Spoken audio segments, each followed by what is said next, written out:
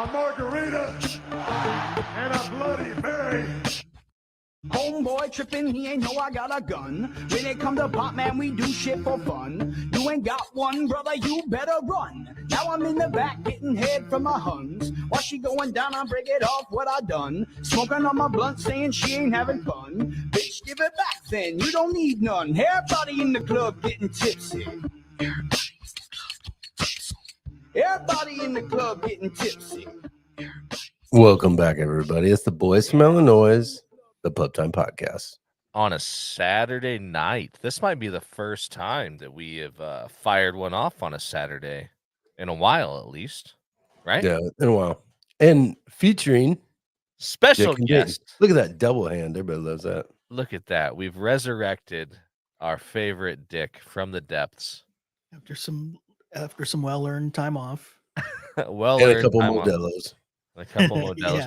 Yeah. Now, I told Ryan earlier when I said, hey, like we need to get Dick on the live later. I said, you need to start hold him down, pour some whiskey down his throat, and let's get Dick in rare form. He's got nothing better to do tomorrow. I feel like we're a long ways away from that, unfortunately. It hasn't happened, and there's no shot glasses here. So just shot take glasses? straight out of the bottle. Just take the pull right off the bottle, man. Come on. Straight out of the bottle. Dick's Might out as well. for Harambe. I know you live in Washington now, and you might think that you're above that sort of thing, but the dirty East Peoria white boy still lives deep inside of you. I'm not above anything. That's right. You'd prefer to be below most things, and that's just fine with me. Same here, though.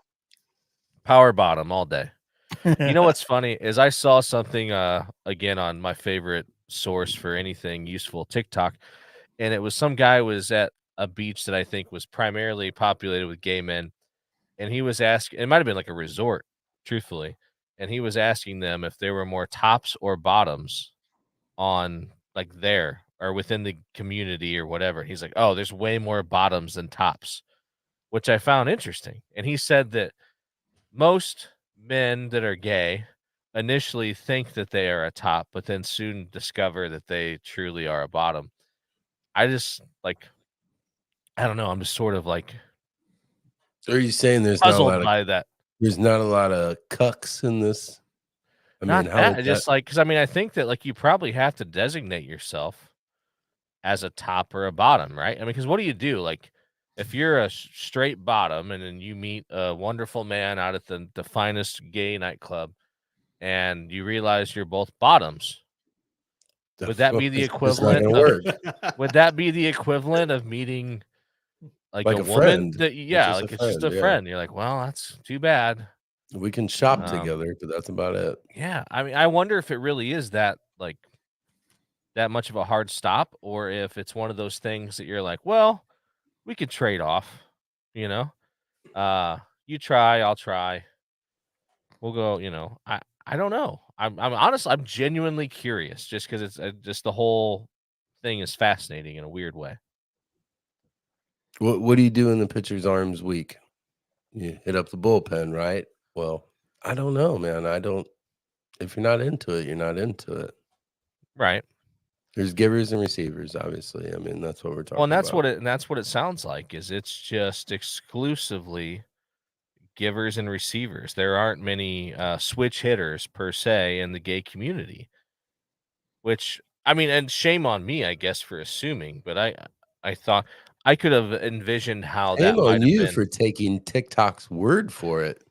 I could, well, no, I didn't take TikTok's word. TikTok's what opened my eyes. I mean, I thought that made the assumption that at the very least outside research.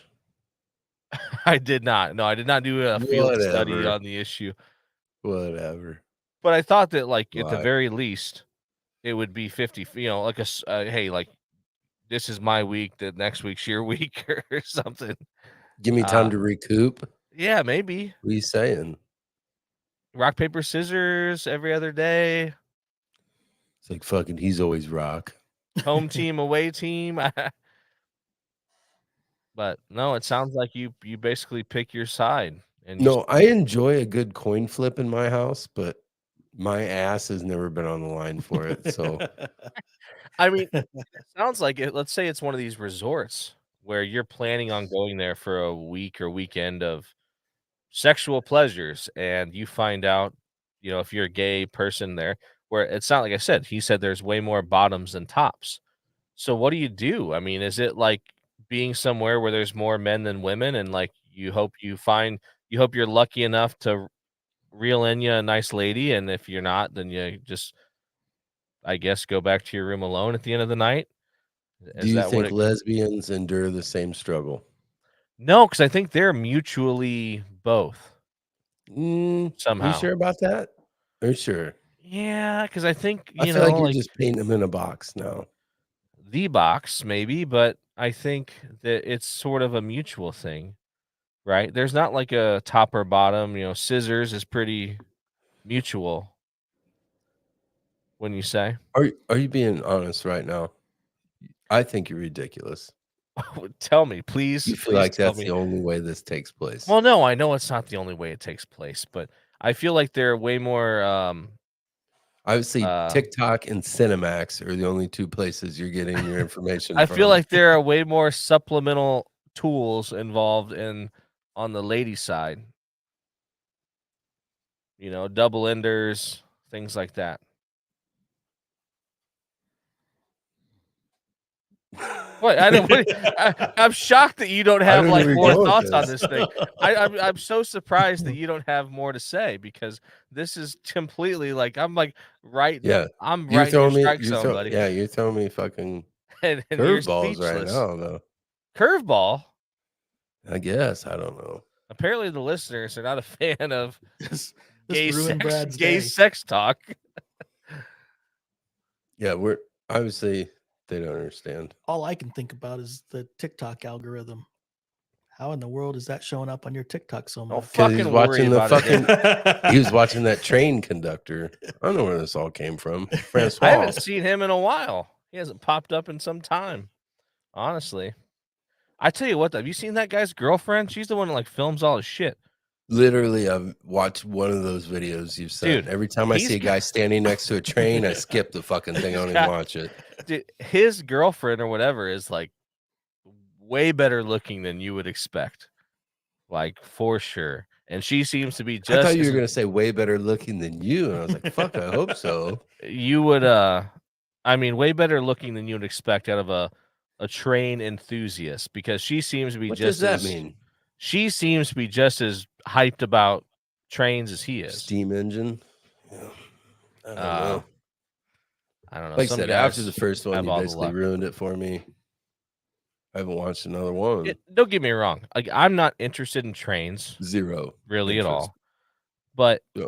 I do think that there's something. I don't know how to say it. There's something though about seeing people who really like love something, who are really interested and have a passion for something, even if it's something that you're not passionate about. Seeing someone that's really passionate about, Is that how your especially if wife something feels? Is that how your wife feels when you look at her? especially if something as Is that how your inanimate as wife like feels when you trains. look at her? That what? Just see me being passionate She's about so things. passionate. No. Well, Is no, that how earlier, your wife actually, feels when you look at her? as a matter of fact, she came in the living room earlier while I was screaming at the television about the Bradley game. I was like, wow, this took a turn. And at first she kind of was mocking me, I'll be honest.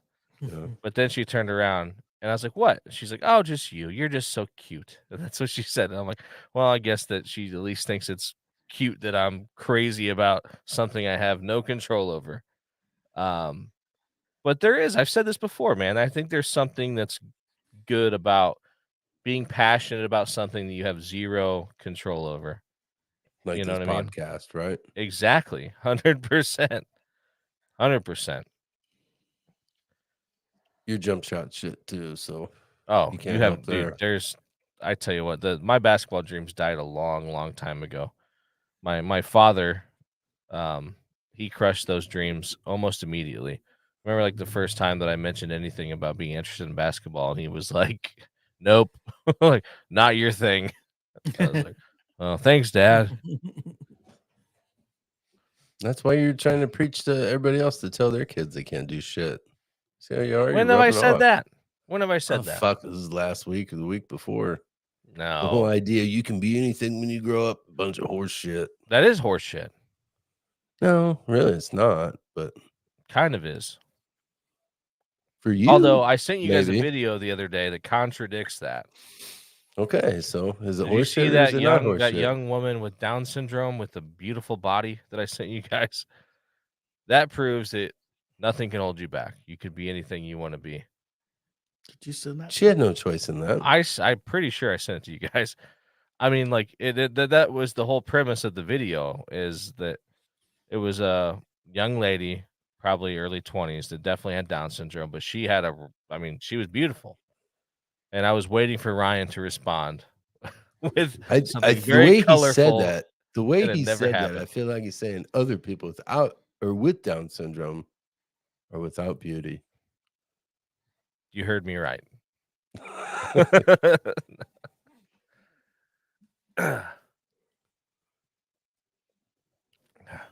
What are we tell you getting what, into? there We just get must into be this- some there just must be some like tag words that really send everybody off. Like the gay sex, God. gone. Down syndrome, God. Double enders, gone. Gone. Did you get into it? He did. Ooh. So Dick, Maybe you've been working out the double ender on him next. you guys have been whittling away at what we know is the old state capitol building in Springfield, Illinois. Have you made any interesting discoveries throughout this renovation that's taking place? You know what? We haven't yet. We haven't found any piles of money, if that's what you're asking. No. But as we were tearing some walls out, I went through the other day and was looking behind the walls and stuff because I was expecting to find, like, back in the old days, people used to stuff Newspapers. newspaper and stuff in certain areas. I haven't found anything yet. But Well, this probably isn't the first time it's been renovated either. I wouldn't no, guess. but this building that is actually in place was just built in 1966, so it's not original. It's not original at all. Oh, It no shit. was completely torn down and rebuilt in 1966. Oh fuck! I'm a schmuck. Then I assume that thing is the orig. I thought that Abraham No. Lincoln himself might have laid one of the blocks outside. No, they took it apart block by block and saved the blocks. Would that be Nathaniel Block rebuilt it and put it all or back together. Jim Block? So it's at least constructed of the same outer material for the outer most block? part. The outer stone is, yeah, same Interesting. footprint, same everything on the outside. Gotcha. I mean, I guess there's a lot of. I think for things historical qualities, it has to be that way. Yeah, to be like considered a landmark or whatever. Why we still keep it for some goddamn reason when we have a fully functional capital. Well, if it weren't for Abraham Lincoln, I I imagine think that they wouldn't have. Abraham Lincoln gave his House Divided speech in that in the House chambers. I don't know the year, but right around that time. So I think that's the biggest claim to fame for that building. Just throw one out here. We're big on facts. So 1924, what was it? Well, definitely not 1924. Oh, I think it was 1850 or 1860, Yeah, somewhere in that area. yeah, but I assume that's really at the roots of it is the fact that it was Abraham Lincoln worked in that building, and when he was elected president, I imagine, right, that was the Yeah, existing Capitol building. yeah. I think it was the Um, Capitol until like 1890. And then in more recent history, I believe that Barack Obama announced his candidacy in Yeah, front of 2000, that building. 2007. It's still Yep. fat. I mean, even though it's not truly the original building, it's still intriguing to me. It's fascinating. I'm a history nerd, so I think it's really cool. No, it is. It's a really cool building. It has a really cool story, and even the story of how they tore it down and put it back together. I just went to a premiere for a PBS documentary that they made about that rebuild, and there's some really cool stories that came out of that. Well, yeah, because that was probably when they tore it down to rebuild it. I mean, what they were tearing down probably was the original building, right, Yeah, for the most but part. the original building that had been remodeled quite a bit, because I think in the early 1900s it was actually lifted and a first floor was put underneath of it, and so at one time you would walk off the ground level into the building, But now it's the same. It's still lifted, but now they built the stairs going around. Like more like Gotcha. it was in the 1800s. Okay. And I don't know. There's been so much. is your office physically in the building? You have an office in Yeah. the building? Yeah. That's cool. But it's in the area where the offices were built in the 1960s. Like it's in that under the building. Are there any like weird like haunting stories? I haven't heard any yet, but there's some underground areas in there that I wouldn't go in there by myself. The slave really? quarters. That's where they're gonna put a deck. There is a lot of cool like antiques and different furniture and stuff that's stored in there that, I mean, even if it's not original, still some pretty cool stuff. I can see that. Well, that makes sense. Have you heard any like? I mean, spending as much time as you've spent down there, and especially being in the building you're in, have you like heard any weird like political gossip or about different politicians? Not even like recently, but like just of the past, or just any interesting stories at all? No, not really, because it's been so slow there. We've only been there for a couple months, and most of that time has been Christmas and New Year, and there hasn't been a whole lot of people in and out of there. That's the thing, is that building's closed down now, and we're the only ones in there. Right. So He we don't really have much contact. did find Abraham Lincoln's lover the other day, though. I seen the Yeah. picture. Longtime secretary. Yeah. So I mean, come on now. honestly, though, is that the person that you were referring to, Ryan? Or were you just getting No. on board with just No, any option at that It point? may actually have been because they traveled a lot, and his That- secretary would have traveled That with him. picture is hanging in like the lunch. It's an odd picture, and it was an odd place where it was hanging. It was not in a display room. They got to That was bury just him like a somewhere. lunchroom that was Just like Mary Magdalene, you got to hide him off somewhere. Yeah. I mean, Yeah, that maybe was- so. I remember being a kid, my dad would have to go down there for work, and I don't even know if it was with his current employer, if he helped out another one, but to go down and pick up like from like some freight drop boxes and stuff, and we'd go down to Springfield and him showing me like the old state capitol, the new state capitol, and like just being fascinated what by was his secretary's name? who's that? Yeah, Your father. right. Yeah, I never know, I guess. Maybe that was why, but He's like, Dad, why are we eating at the station house again? This is so weird.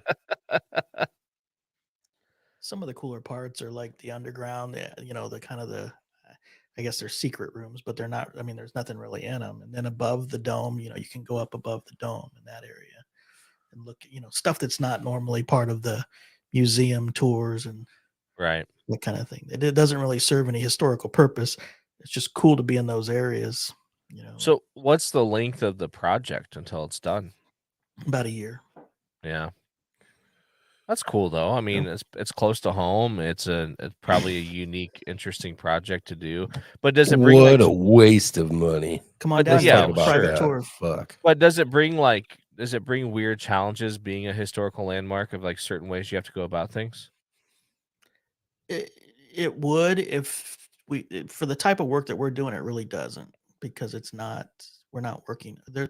The only area that we're working on that's considered a historical area is the fence around the building and Oh, the really? stone and the stone that's laid there. I think we have to work with a historical what would you call it, historical expert in Yeah. order to maintain those areas. So because the inside has been renovated and is not original, do you have like some liberties then, or more freedom than you would have? No, we're otherwise? just not working on any of it. We're just not Oh. doing any work in those areas where it would pertain to historical. There might be a little bit of plaster removal, but that plaster is it dates back to 1960. Yeah. So So what you put do you the guys plaster do in in and make the sure it's smooth. place? Mostly the interior remodel really is just new public restrooms, like a changing room and shower room for the people who do the reenactments. They have the costumes and stuff. New trans friendly restrooms. Yeah, ADA, but yeah, heating and cooling, new water blinds, that kind of stuff. Right. Roof, concrete, exterior, little stonework. So when did forced air heating and air become a thing? Like, and history? Do you know? So I don't know. This has a combination of hot water and forced air, and I don't necessarily know when it became a thing, but I think that the forced air that's currently in the building is original to the building, which 1966, Right. because of where the ductwork is and the fact that it's covered in asbestos. I'd be curious what a furnace from 1960 looks like. It's fucking huge. Yes. All right. Well, come Most on. people used to have them in their basements. They call them octopuses. I mean, that's what they look like. It's just a huge tank with 12 legs coming off of it. I had one in a house that I had. Sucked. Come on down. You get a free tour. We should. Free See tour, all drinks the- after. Yeah. How many bedrooms does your apartment have? 2. Shit. Let's go. Ryan can sleep on What the are we going to do couch. with the other room? Plenty of room. Yeah. I'm serious though. I'd be fucking down for that. Like dead serious. It's Yeah, been a like I said, while. We there's- need to go on a reunion tour around Springfield. Hit all the old spots. I was gonna say you guys can show me some of the spots. Yeah, the Well, it's old been curve about- in, capital been- city. Probably Shit. been damn near 15 years. It's crazy to think about that, but probably close to it. Yeah, since we've been down that way. But no, I'd be down.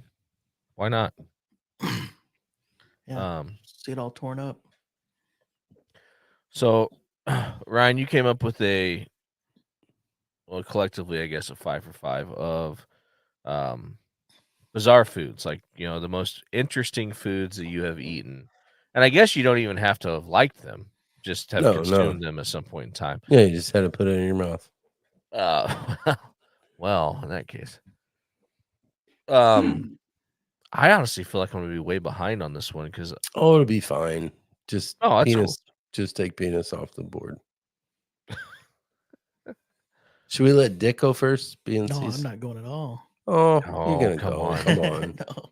And there doesn't have to be We're any right order. back where we started with this. Something like this. There doesn't have to be any order in it. We just go around the horn. Yeah, just right? 5 of them. Yeah. Yeah. There's 5 interesting things. All right, I'll start. The first one that comes to mind for me, which really wasn't bad. I had it on a cruise back in would have been 2004, but escargot snail, right? And it was a little chewy, but it was so smothered in like butter and shit that it tasted fine. But definitely something I haven't had since. Not that I've tried to avoid it. I just haven't. I just can't afford to eat at restaurants that serve it. So escargot would be the first thing off of my list. So when you ate it, was there anything about it that would justify the price? Like you say you can't Well, afford to eat at it restaurants was that on a serve it. cruise, so it was I- it's like I- all inclusive, right? So I mean, it was like you could order 10 appetizers. It was on the appetizer menu. Whether you got Yeah. 1 appetizer or 10 appetizers, it was the same. So it was like, hey, like fuck it, let's try it. But I guess what I'm saying is it's considered an expensive delicacy, but yet anybody you talk to is like, no way, I wouldn't. You know how eat it. many fucking snails you have to No, I catch mean- to fill somebody up, though? I mean, I get Yeah, it. that's the thing is they were small. I think we got like 5 of them. But I imagine that Carnival Cruise escargot is different than like escargot you would get at like an actual seafood restaurant, probably. Yeah, maybe not. I don't know. But I mean, it was okay. But it's not like it tasted like if you've ever had like a grilled mushroom that was like grilled in garlic butter, but it was tough, like that's what it reminded me of, like a tough mushroom that was basted in garlic butter. Like worth whatever it would cost, probably like from a regular restaurant, probably not. But I mean, I would try it again if I ever ate somewhere that served it, just for comparison. My first one's gonna be octopus. I've had it raw and I've had it fried. Chewiest goddamn thing in the world. Both It's ways. like rubber bands. Yeah, it's like rubber bands. It's awful. So the method of cooking doesn't change it at all, huh? So the fried part I had was like lips and assholes. It was calamari. It was like in a ring shape, almost like a fucking onion ring. So that's all the leftovers. Chewy as fuck. And then I had it in sushi. Chewy as fuck. So. Really? See, I Not can see good. like fried octopus, but like raw octopus seems like a weird thing. So there was a restaurant in Quincy that had it was a Mexican Guadalupana, like the seafood soups and like different stews and stuff, and they had octopus in there, but there was no taste to it. I mean, it didn't taste any different. It was just little Yeah, chunks. flavor is fine. Mhm. It's very middle of the road. It's just chewy the times I've had it. I think I had it one time. I mean, it wasn't good or bad, but I think the next time I ordered it, I asked him to leave it out. Oh. Yeah. Dick, what's one you got, man? I don't know. I mean, all you guys are on my list, but I mean, stuff like that. I'm not real. Give us one. Take one off our list. Have you ever had caviar? Because I bet So neither of us have. So I had sushi. I've only had sushi one time, but I wouldn't consider that like a big. What was It it? was a drunken. Tuna. It was in Mexico last year. We got Grouper? hammered on the first night, and I Yeah. decided to try sushi, and I can't say that I would go out and have it again right now, but it seemed delicious at the time. Yeah, the wasabi and soy is not bad. I mean, Well, I feel like sushi is so subjective to what it is, because there's some sushis that are made up of delicious things and some that are very unique in their flavor, depending on what they are and if it's cooked and if it's raw. Because everyone thinks sushi is raw fish, which is not true. I've never had cooked sushi, so I don't know. No, gonna I say mean they it's don't true cook the to an sushi, extent. but the fish in it may be cooked. Now you may have had like sushimi, which is like where you get that like weird thing of rice that's got like literally a raw piece of fish like draped over it and Yeah. stuff like that. But I think it sometimes, like if you've ever had a California roll that's got like tuna or something in it, like that tuna is usually cooked, I believe. I'm saying most of the sushi not even most, all the sushi I've ever eaten, whatever was in it was raw. Yeah, maybe. I mean, and maybe so. I'm not a sushi expert, but I've had sushi that has tasted good, and I've had sushi that made me want to fucking puke. Like, Yeah, it's the so flavor of the fish or yeah. whatever it has in it. So if we're going front to back and then back to front, another thing that I've had Oh fuck, recently, he's ready to double up. I like recently, and my wife loves it. I had it once, and I don't understand the premise of it. There's no way I'll ever eat it again. But menudo, which is What's that? Dog? stomach. It's stomach, like intestines and stomach. I guess in a soup. Menudo. Wasn't that the guy that was saying Rico was the- Suave? Yeah, That's the band That was Menudo. that was the boy band that started all boy bands. Wow, they named themselves after a stomach. Yeah. Yeah, I've definitely never had that. So for me, okay, I actually really like this one, beef tongue. Yeah. It's really good and it's prepared well. The only thing you got to get over is like the texture, because it's a fucking tongue, so it's like got taste buds and shit on it, but it's delicious. I'll do beef tongue, man. That's my I next just had one. some tacos a couple weeks ago, beef tongue. It wasn't great. Well, where'd you cold get and them chewy. from? If you Right get, up the street, mariachis. yeah, fuck that. And the place that El Taco Loco, that place I like, they have it on their menu, and I'm like, no, I like beef tongue and I like their food, but I'm not trying to mix the two. So I Did you guarantee try it's it? not. No, I Did you haven't. try it? Yeah, that's So what I'm saying. where did you have Because it? So where did you have it where you liked it, where they made it right? I've never had it at a Dad- restaurant. Every time Dad I've made had it. it, my Oh, grandma's okay. made it or my dad has made it, and you have to cook Okay. it in a pressure cooker, and because that's what really tenderizes it. I mean, it tastes like roast beef. Honestly, if it's cooked right, it's very tender. It tastes like I mean, it's delicious. Seriously, I mean, and even if you cook it, once you take it out, it honestly looks like a giant penis. But tastes very good. When he was a kid, they used to bat it out of his hands. Like, Brad, that's for everybody, not just you. But yeah, I just can't. I don't like. I just can't imagine that the local Mexican place is getting it and preparing it properly. I'm just making that assumption, and so I just don't bother. I get it. That's okay.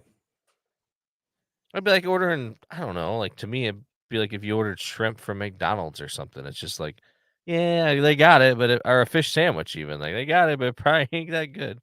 Although my father fish loves their sandwich ain't fish bad. sandwiches. Yeah. Yeah, ain't bad. Yeah, I don't know what okay, I'll it take is, that but part out. But like if if McDonald's decided yes, they were gonna do shrimp. something weird. Yeah. I'd probably say like some gizzards, some chitlins. Most people, not a huge fan. Same thing though, just the way you cook them, where you get them. Sometimes they're great, sometimes they taste like shit, literal shit. Isn't there a difference between? Is there a difference between gizzards and chitlins? Yeah, one's a pig, one's a chicken. Okay, Same isn't same but root. but It's an but intestine. no, gizzard's a gizzard, isn't it? And then like a It's an intestine. Yeah, is it? it's the Okay, I didn't know. chicken's intestine. Gotcha. So when you eat those, do you? I know you fry them up, and a lot They of times fry them, bread 'em. mustard mean, do and you- pickles. Fuck, it's pretty good. Is that pretty much the only way you've eaten them? Is like Yeah, breaded and fried? yeah. I wouldn't eat them Whenever we pan order food cooked or just. whenever we order food from anywhere that serves either chicken livers or chicken gizzards, my father orders them every time.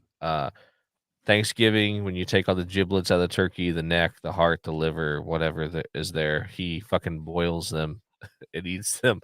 Yeah, he's straight out of like 1920.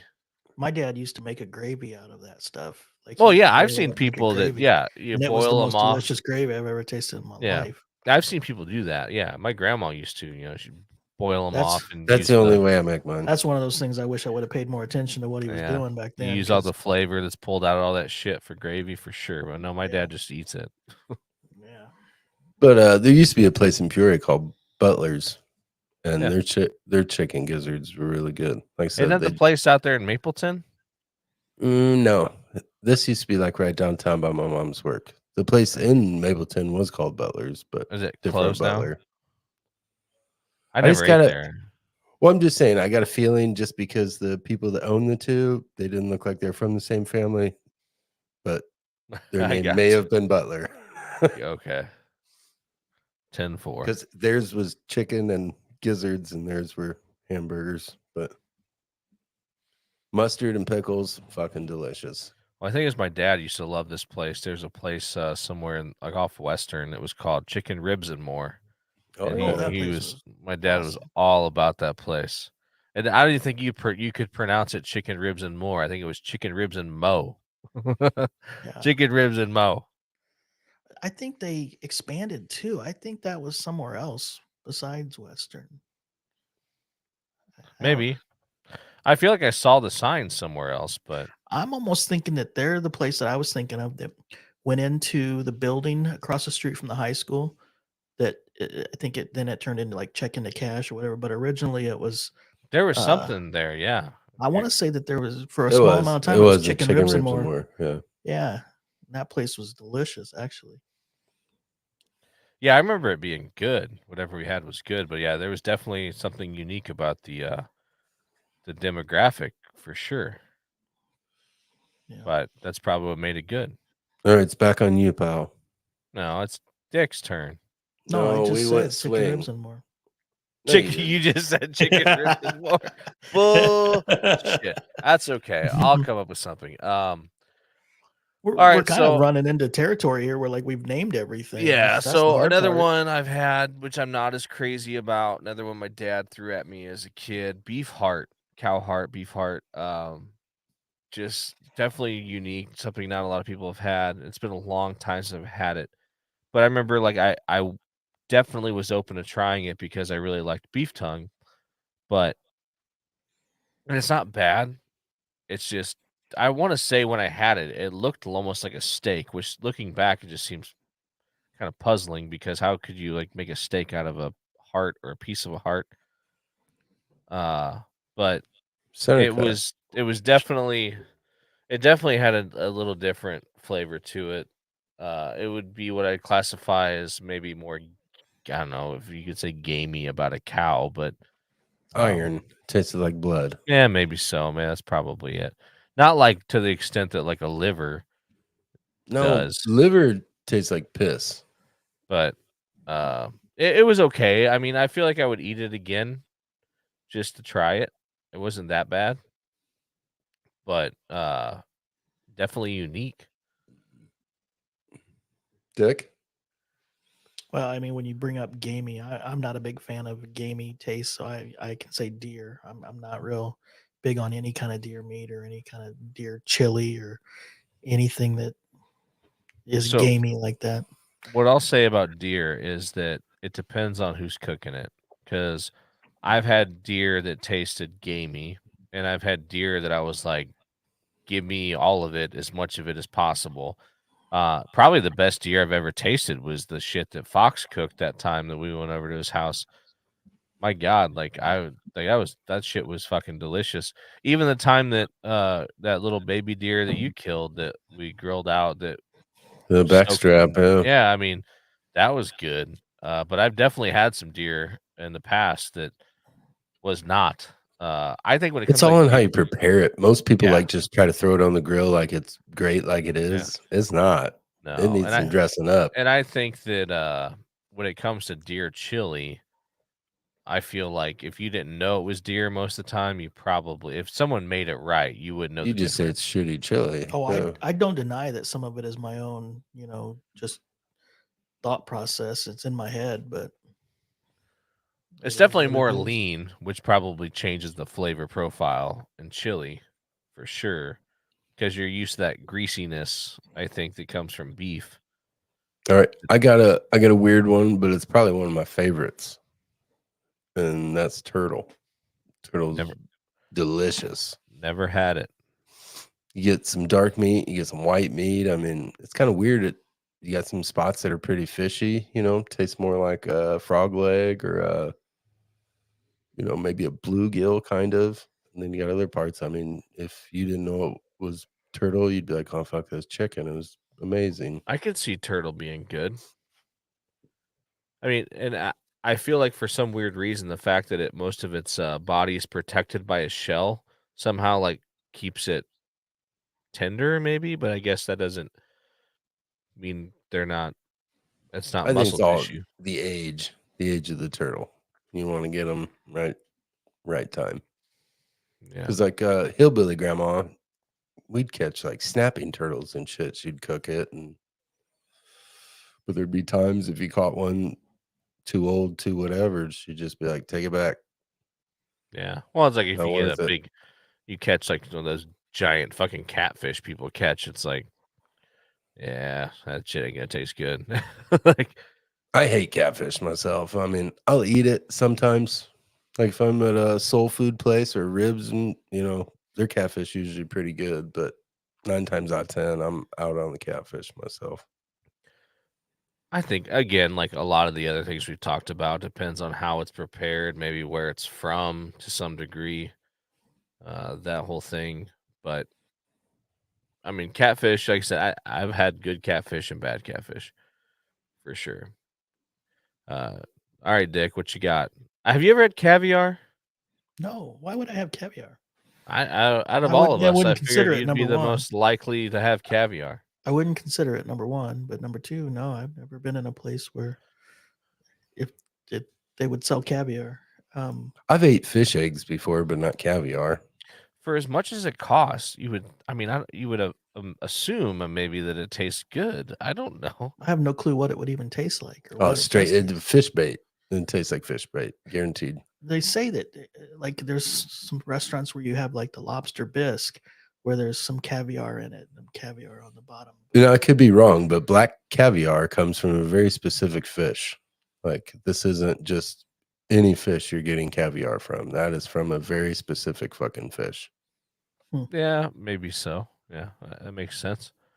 It just seems. And one thing we're doing is wiping out the fish in this world. So caviar price probably just keep going through the right. Yeah, but as far as any like foods or anything like that, I mean, like I said, we've named everything that I would consider to be off limits. No, And I guess not even a favor, like just weird, anything like bizarre. And that's the thing. I'm pretty cut and dry. Like I'd rather have a steak or some ribs or like a that's burger. gator. I like gator, but it's not very common. You go down you don't see south it around here. probably pretty common. That's not weird. well, like what about Yeah. what about oysters? You guys like oysters? Yeah, slimy boogers. Yeah, I don't mind oysters. Now, have you guys had raw oysters? Slimy Yeah. boogers. Down at the oyster bar. See, I mean, all so the that oysters. counts. Yeah, all the oysters I've had to this point in my life have been like grilled. They're all dressed up, and I thought they've been delicious. Like I didn't know until I went to Gulf Shores a few years ago because I was like, you know what, I'm gonna try them. And they got garlic butter and cheese and all sorts of shit on them, and they were fantastic. I almost don't like them cooked because you got to chew them. There's This slimy next booger, time you just though, let her but slide. do you even taste it? Yeah, it's not great. I'm not a fan. Like, I just wanted to eat them to eat them. but I'd almost Rockefeller fucking rather throw them eat down. something that I fucking like the way it tastes. But This I'm was an tempted to experience. I've test. never I'm had them. tempted to test it out when we go to Gulf Shores in a couple months to test out. Just give me like 6 oysters on a half shell. Let's do it. Hot sauce and some lemon. Yeah, I think I was gonna say you put a little lemon on it, maybe some hot sauce on a cracker, and Just down the Well, hatch, huh? I'm taking. We got them. We was just right out of the right on shell. the shell. Yeah, or yeah, something yeah. like that. Little Sure. splash, little Yeah. lemon, and down the hatch. Like there was one restaurant we ate down there, and it was good. But like we talked because we're going back again. We tried talked about like, well, where do we want to eat and stuff like that? Because that's one of the best reasons to And you go want to somewhere drive like that. 3 fucking hours away to eat at one restaurant you were at one time. I hope you get piss poor service. We're going. It's 2 hours, but there's other shit over there. There's like a marine park over there and stuff like that. But anyways, the we talked about where we want to eat at because that's one of the best parts of going to somewhere like that is the food, especially the seafood. And so, but there's a So place down there called. don't you believe there would be 30 places within Oh, sure. 30 minutes that you're Yeah, gonna have to yeah, drive 2 absolutely. hours? It's not like the place is so good that it's worth a drive. It's just that, like, It hey, sounds like like we're it gonna is. be there for 7 fucking days. Let's take one of these days and drive 2 hours over to Destin. There's a really good restaurant and there's a lot of fun stuff that the kids would like. Like, fucking be like driving to St. Louis for a day, less than driving to St. Louis for a day, and people But do you're that all the already in fucking St. time. Louis.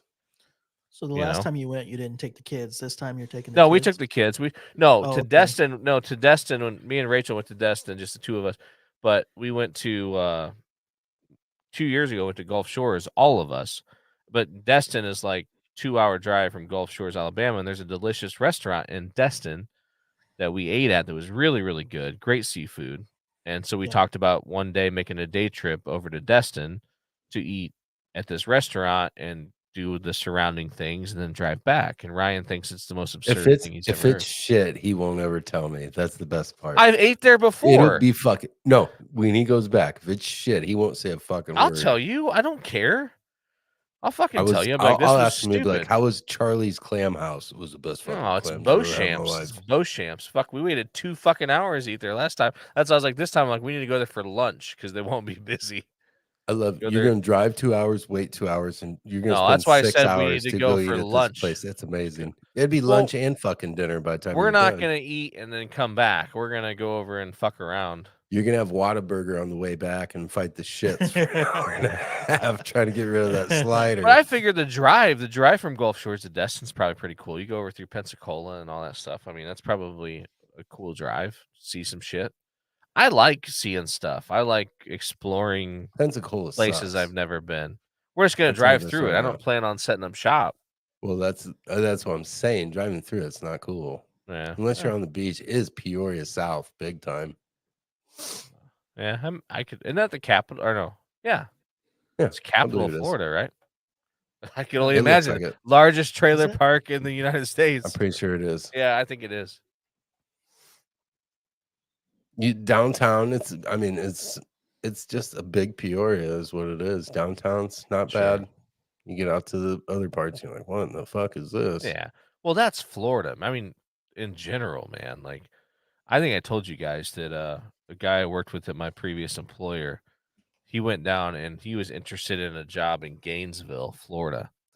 And him and his wife flew down to like go scope the area out for a weekend. I think they flew into Jacksonville, and then which is like I don't know, hour and change from Gainesville, and they went over, checked it out, and like they went back to Jacksonville, and they were eating dinner, and the waitress was very like conversational, and she's like, "Hey, what are you guys doing? You from out of town? This and that." And I said, "Oh yeah, coming down, scoping out, thinking about a job down here over in Gainesville." And she goes, "Oh." She goes, "We call it the dirty," and which that's where the University of Florida is in Gainesville, and he did say he said it lives up to the name of the dirty because he said it was very very rough. Just there's really not even like much of a downtown. It's just kind of a gigantic shithole. We went to a football game at what used to be Joe Robbie Stadium there in Miami, and that was pretty bad area. Yeah. It wasn't what you see on TV is part, Miami. No. I mean, I think that, and I'm Are you sure telling me Don Johnson was lying to me? I'm sure I've said it here before that Florida is the country's largest trailer park, and if you get away from the coast, like the area between the coast and like Orlando where Disney World is, and like a section of Miami, like that exclusively. So get off the coast because the beaches and stuff and the areas around the coast are beautiful. And you get to Orlando or like Disney World, Universal Studios, SeaWorld. That's a fun place to be. And obviously Miami, in the heart of Miami, is a good place to be. What about Everywhere the Everglades? else, Has anybody been to the Everglades? there's a reason that there's nothing there. There's nothing there. I mean, it's a Where's giant. the So Everglades? it's huge. That's what I'm saying. There's nothing there. It's just a gigantic swamp. And then the rest of Florida, I mean, I've been through parts of it. Sure, just huge shithole, just giant shithole. It really is. I mean, Then why are there's you no going way back? around it. Why don't you go somewhere else? Because I'm going Why to are you taking Alabama. your kids to a giant shithole? I'm going to Alabama, and then the place I'm visiting in Florida is on the coast, which is one of the areas that is not a shithole. Not that facts matter, but the capital of Florida is Tallahassee. Oh, Damn it, good I call. knew Good it. call. God damn it. I'm usually good with capitals too.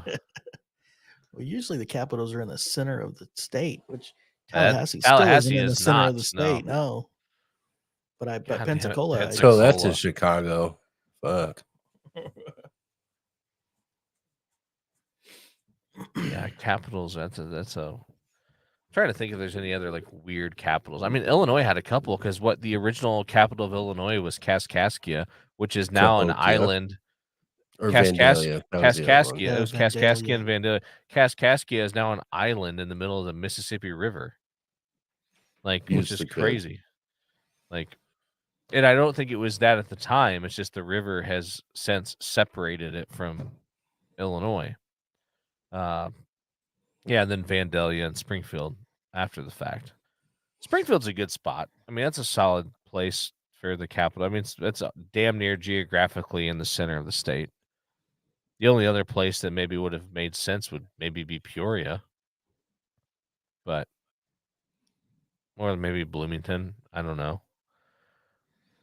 I was talking to somebody that I feel. Well, no, me and you were talking, Ryan, because we were talking about if anyone like if Leskis or if like anyone else ever came to town to try to like hang out with us and hang out with Leskis, that the place for those people to stay would probably be Bloomington because there's more shit to do in Bloomington for one, and you're maybe slightly closer to Champaign from there, and there's more shit to do more fun shit for people that want to go out and have fun between Bloomington and Champaign than there is in Peoria, Bloomington. Right? I mean, at least in my opinion. Correct. Yeah, I would say Bloomington has more to offer. So it's like, I'd hate for someone to come this way, stay in Peoria, and have to drive to Champaign. There's things to do in Peoria, but Peoria is not. I think I a little bit disagree with that. Really? I think we just don't. We just don't partake in a lot of the thing. We haven't partaken in a long time. So I think right now, if we were all to go out, we could find something to do, like in the warehouse district that never existed in our past. Have you ever been to the warehouse district? I haven't. On a Saturday night. I mean, no. And then you also have the option of the casino, the Paradise, which we don't really take in. I think we take for granted that it's there, but it's something to do that's not. That you don't have in Bloomington or Springfield. That's true. I mean, I think you're right. There's probably some like bias just because we live so and we close. have two pretty popular strip clubs that once again we don't go to because I guess we're not at that stage in our life anymore. But I don't know. Maybe Dixie Rose. Maybe Dixie I'd be Rose really might be the new number one. I guess it depends on what. Maybe I'd be really disappointed if I went to either of those places because they probably have changed drastically. But who knows? Well, maybe we need to find out. Yeah. But we'll make you a shirt that says, just like Ryan's graphic there, "Dicks out for Harambe." Yeah. And then we'll try to figure out which stripper's name's Harambe. Yeah, pub time field trip. We've That's all talked we about need. this 1,000 times. Like, Yeah. now, if it's just a pub time field trip where we're just going to go have a good time, that's one thing. If we're going to document it, that's a whole nother story. Yeah, I always And that's forget like about half-assed, like why COs. I was asking you guys about going to the state wrestling tournament, because it's just like, I'm sure we could stumble our way into a good time. I mean, my thought was like, hey, like let's go to Champaign for the weekend, and if we're bored, at the worst case scenario is we can go watch some wrestling. Like, even if we never step foot in the fucking arena. That's my we're- thing. Is like 10 minutes after we get to wrestling, I'm like, okay, when are we gonna just go have beers and have Yeah. fun? I mean, After that's you kind of my spent thought. $40 to get in and watch this Exactly. wrestling. After I just Well, that's spent- my thought. Is like let's maybe we think about going down, and like if we go watch wrestling, we go watch wrestling. If we don't, we don't, and we just have fun. And that's the thing, is even the best part is the finals. So then you go watch the finals, and then it's 10:30 when you get out. And Yeah, that's the worst Seems- part. Is it's so late. Like, He's trying to find out if we're tops or bottoms. What he's trying to find out. yeah, I mean, yeah, dude, be just doing honest. research, man. Just if you're doing going to EP, you always pick bottom. No matter what. always. Well, because I know I can get away with you or get away from you. I'm not sure if I can hold you down. Lately, I have seen a lot of guys not get away. What, an EP? Yeah, Sure, I'm sure. I thought he was talking about when they get under him. No, I watch your have no step. doubt. I have no doubt. Hey, so the question is, are you guys next weekend? We're busy. staying in Springfield. Because Yeah, I'm actually going down to see the Capitol. I'm getting a tour above the Me too. dome. count me Get in. him I'm above honestly, the dome. I'm fucking bummed, dude, because Bradley hosts Murray State at 1:00 on Saturday. I'm like, fuck, I can't go. And it's gonna be, especially if Bradley wins at ISU Wednesday. Like, that's gonna be a good game. And but I'll be stuck in the gym. And So when you go to these games, I got a question, just because sure. I don't hear anything from my son about Bradley or Bradley basketball success, failure, anything. Is there a lot of student participation at these games? or No, student Bradley's never It's all had good- 50-year-old men. No, admission? Bradley's Everything's never alumni? had. Bradley has always been more of a. They've always been more of Peoria's team than they've been of like Bradley's team. Yeah. It's really, I mean, truthfully, it's the biggest thing in Peoria. Like, it's bigger than the Rivermen. I mean, it's the top. And I'm not saying this because I'm a fan. It's just the truth. Like, it is the hottest, which isn't saying much, but it's the highest value sports entity in Peoria. Oof. Especially since the Rivermen are now basically beer league hockey. Now, there's a time where when the Rivermen were like just a step below the NHL that I would have said otherwise, depending on where Bradley was at the time. But I mean, they've been down for a while now. They've had before COVID, What, they like qualified 50 years? Well, no, before COVID, they qualified for the NCAA tournament 2 years in a row. But then the second year, COVID canceled the tournament, and then they came back the COVID year and kind of shit the bed. And then Right, last but year, they've went crazy. only done anything once in my lifetime. They made the Sweet 16. But Yeah, but sure. beyond all that, like, whose fault do you think it is? Why that the I that just the think so. kids This aren't is my more into theory, it? because when I was Engineers can't play so basketball. listen, when I was a kid going to Bradley games in the 90s, like the mid 90s, that's what. And in '96, Bradley they made the tournament then. They were good. I mean, I remember going to games, like sold out fucking games, like game against Illinois State, like fucking sold out. But National you say television. made the tournament, so they're the top 64th team. Like, that's not Well, great. no, they got That's a not fucking. great. They were the fucking. But they're still 8th seed. competitive for this. Did they market. win? They were Did the they 8th win? seed, so they were the top. Did they win?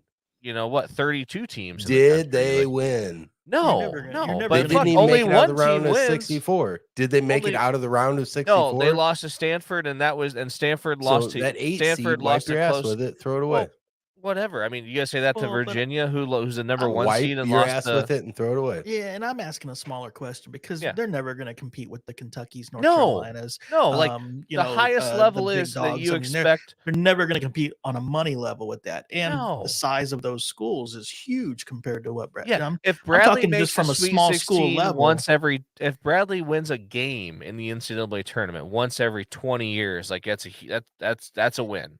Like Yeah, you're I'm not talking expecting. from I the just size I of just the want to market. make his brown face red. I know. So from a local standpoint, when I went to games in the mid '90s, the head coach then was Jim Molinari, and they had the student section was called the Mullen Army, and it was full. I mean, it was full at the time.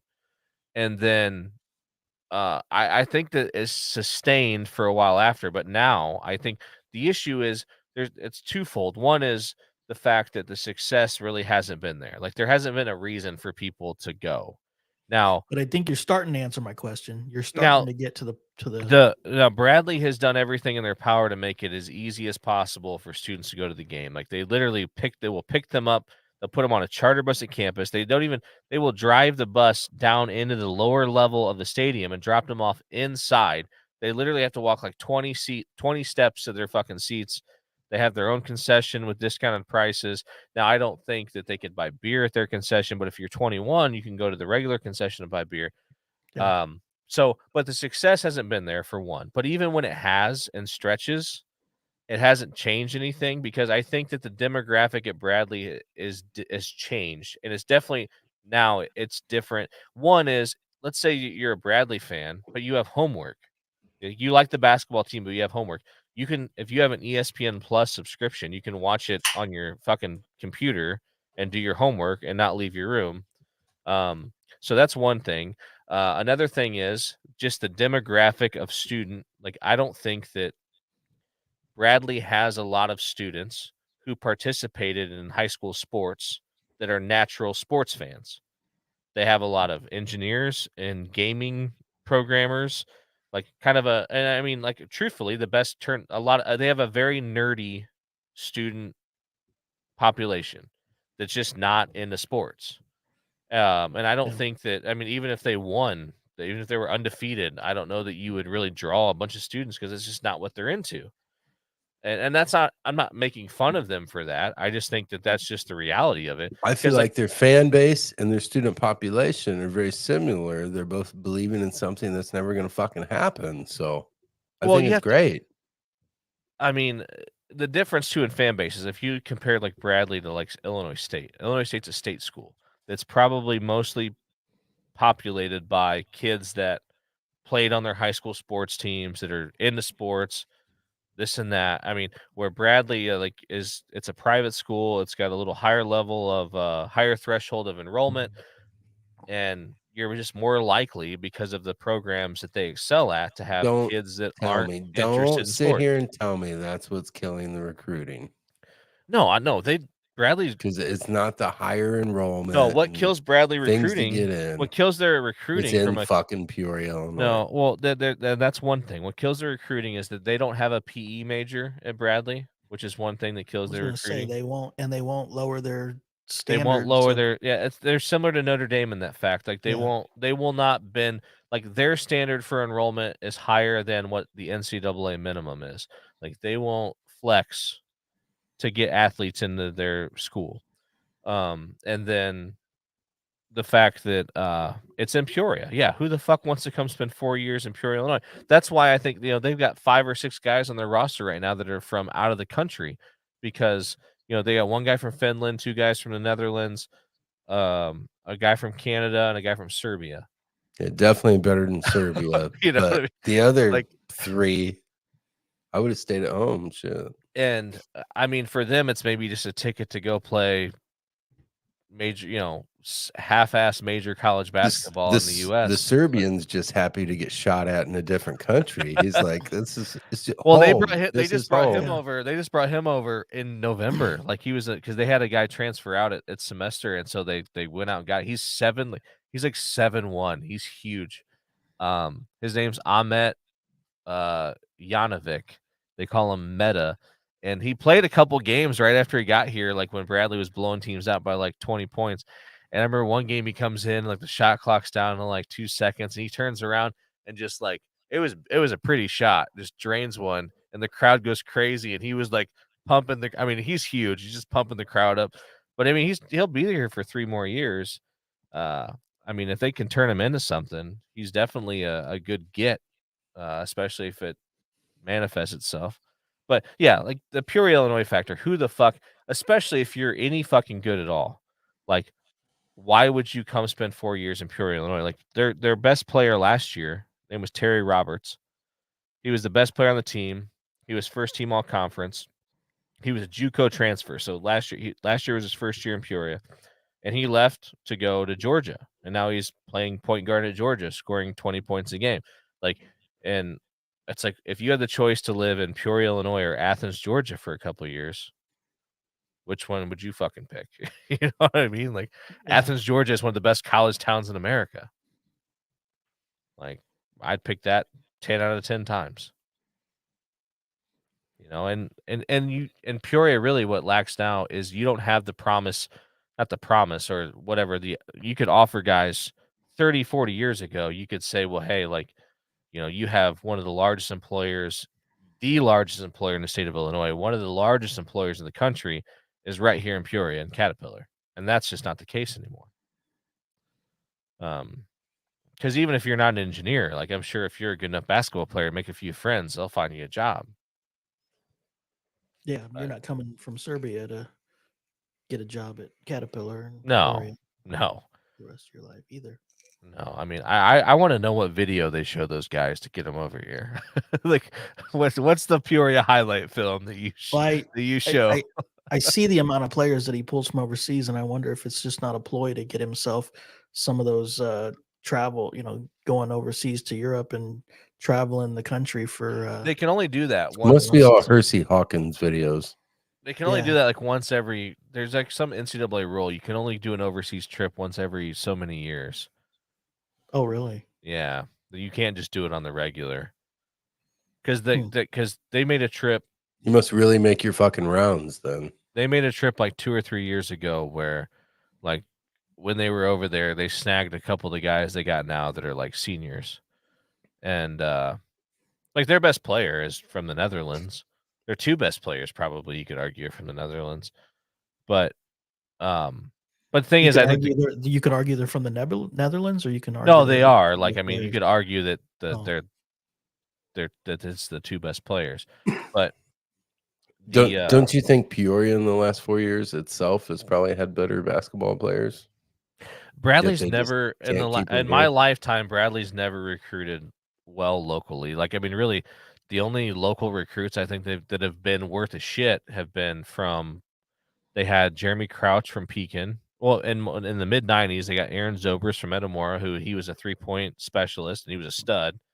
And then they had Jeremy, and he was in '96. Crouch or Zobrist was on that NCAA team, and then in '06, Jeremy Crouch from Pekin was on the Sweet 16 team. And then a couple years ago, the team that went to back-to-back NCAA tournaments, that won the tournament twice in a row, they had Nate Cannell from Metamora. So they've had three like traditional white guy 3-point shooting specialists from the area on, honestly, 4 of the best teams they've had in my lifetime. So maybe that's a secret. Could you imagine if Sergio McLean and Frankie Williams and they've never been allowed in? All those boys if were they able to get into Bradley. Well, that was one thing is that when they fired Molinari, and it's crazy, is like you guys heard of Danny Granger? Danny Granger played. So his freshman year he played at Bradley. Like, Jim Molinari recruited Danny Granger to Bradley, and they fired Molinari. Made the NIT, missed it the next year, and then the next year he had Danny Granger in as a true freshman. They fired him. When they fired him, Granger left and went to like New Mexico, maybe is where he went and finished out his college days before he went to the NBA. And then Jim Les came in. But when they were hiring Jim Les, the finalist was Jim Les and Wayne McLean.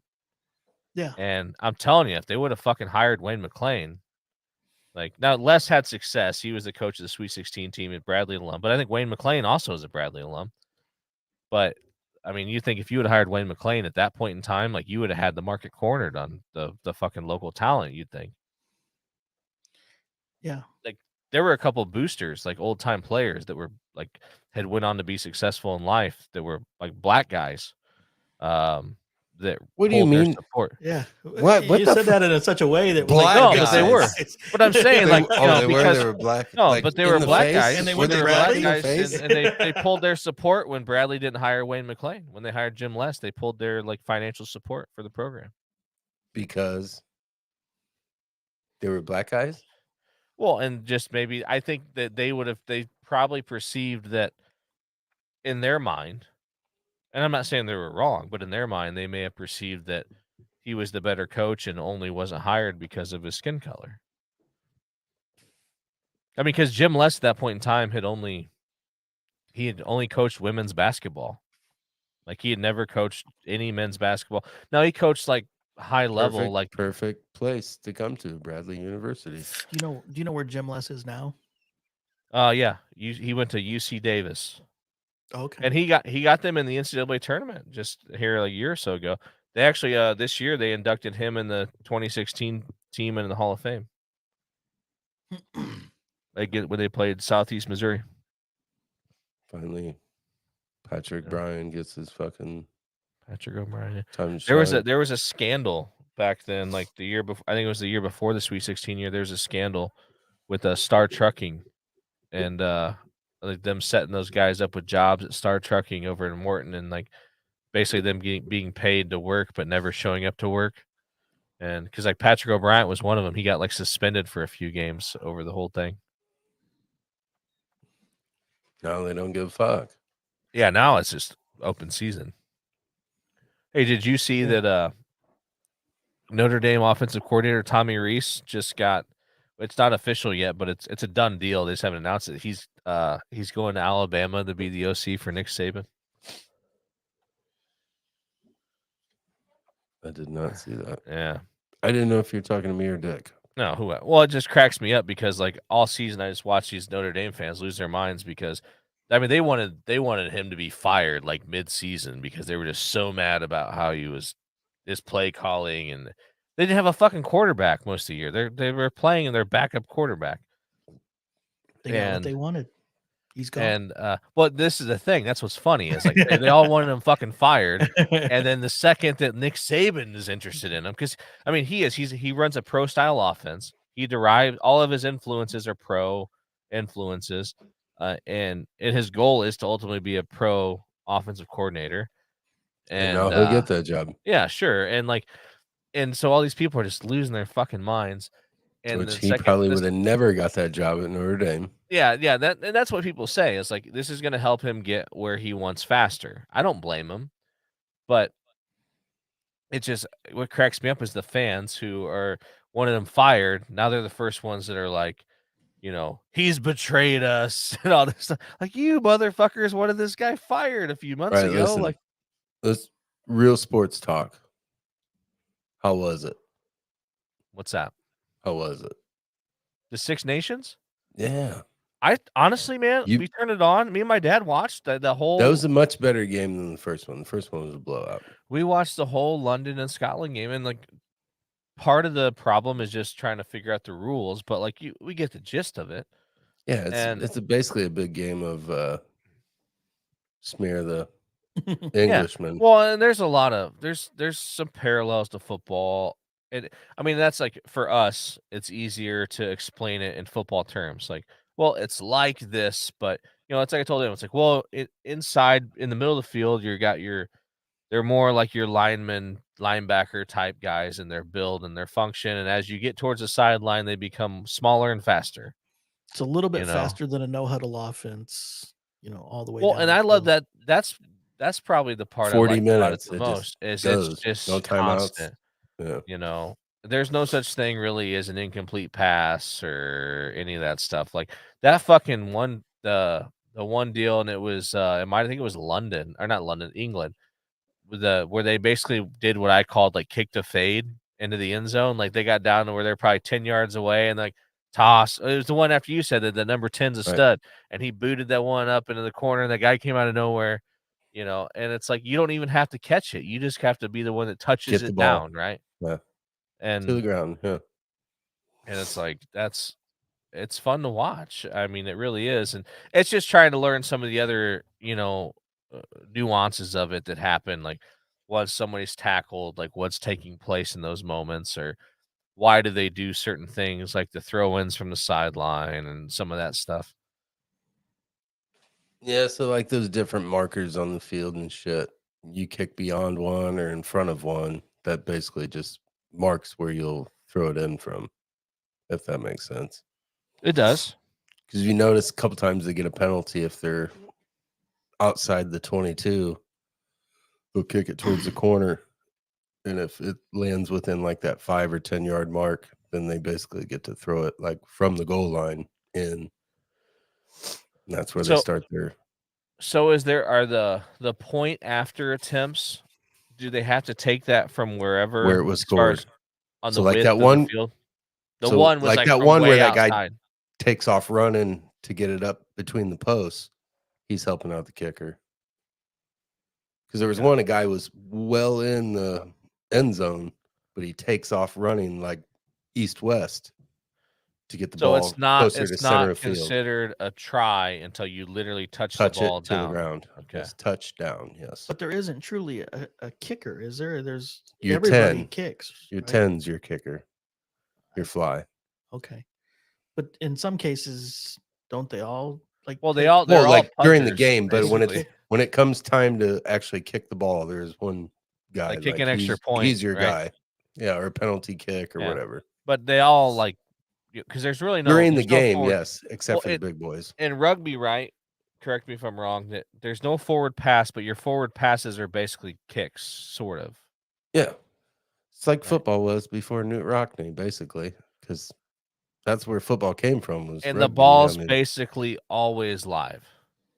Yeah, it's hot always, all the time, till it goes out of bounds. So the part that gets me is once somebody's tackled, and I get they can't like huddle on top of the ball. They have to present the ball, which is why they turn their. Which is and nobody else can, and nobody can impede it. So, like the defender cannot stop him from turning that ball out. And they always turn their back right to the defense. Yeah. So, but what dictates what has to happen at that moment? As soon as he's they've been tackled, you see one larger man comes over top. That's what starts that ruck or whatever. Then you see the other guy basically put his hand on that guy's back, and he's just trying to slowly sneak that ball out. Then as soon as he picks that ball up, why do they have to do that? Why can't just someone snag the ball and toss it? Like why does that process have to take place? Do you know? That's why I told you to watch the NRL, because they've cut that part out. So like when one guy goes down, it's basically just him and the guy taking the ball. That's it.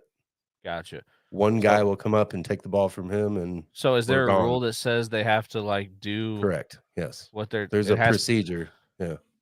It has to go between two guys' legs or what? Like what's the basically that ball cannot come out until that he's formation on the offense has happened. Until that he's an offensive player, but until he takes his position, then that ball comes out. Gotcha. So I saw guys like got his foot like rolling the ball back and shit. I'm like, because you can get another guy to come up on him and bring it back a little farther, to give the kicker space to get it the fuck out of there. Like if they're close to their end zone, they're gonna boot it. Yeah. They'll like chain people together to keep rolling the ball back farther. So why can't you like walk while you're rolling it? Or you have to have your hand on the person in front of you? No, so basically once that last man, once he touches it, the ball's live once he touches it. So right, but I'm saying like why can't you just stand up and just keep rolling it back further and then pass it off to some because you're out of the ruck, you're out of the formation. So basically once you break that, they can come and do what they need to do. But they could line 10 guys up just to roll it back as far as they want to. Right, but usually it's 2, 3 maybe. Yeah, that's what I saw. And you're just giving that guy space to kick the ball off so nobody breaks his leg. Dick, did you take in any of the Six Nations this morning? No. What channel is it on? Or where do you Peacock. find it? Oh, Peacock, sir. I'm sure I have Peacock. Tomorrow, France, when they play Italy, they're gonna rape and pillage. That's gonna be bad. Why is Italy just not very good, or what? Yeah, Italy's not good. So like the sixth nation kind of rotates. And it's usually like Italy, Georgia, Japan. They just get fucking raped and pillaged. It's bad.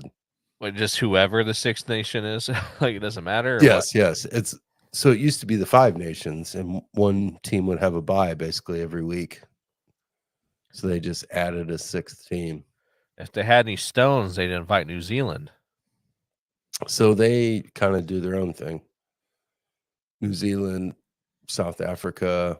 How does the U.S. play in it all? Do they? No, they only get in the World Cup. Oh. So like Ireland played the United States in like 2020, like right before COVID, here at Chicago at Soldier Field.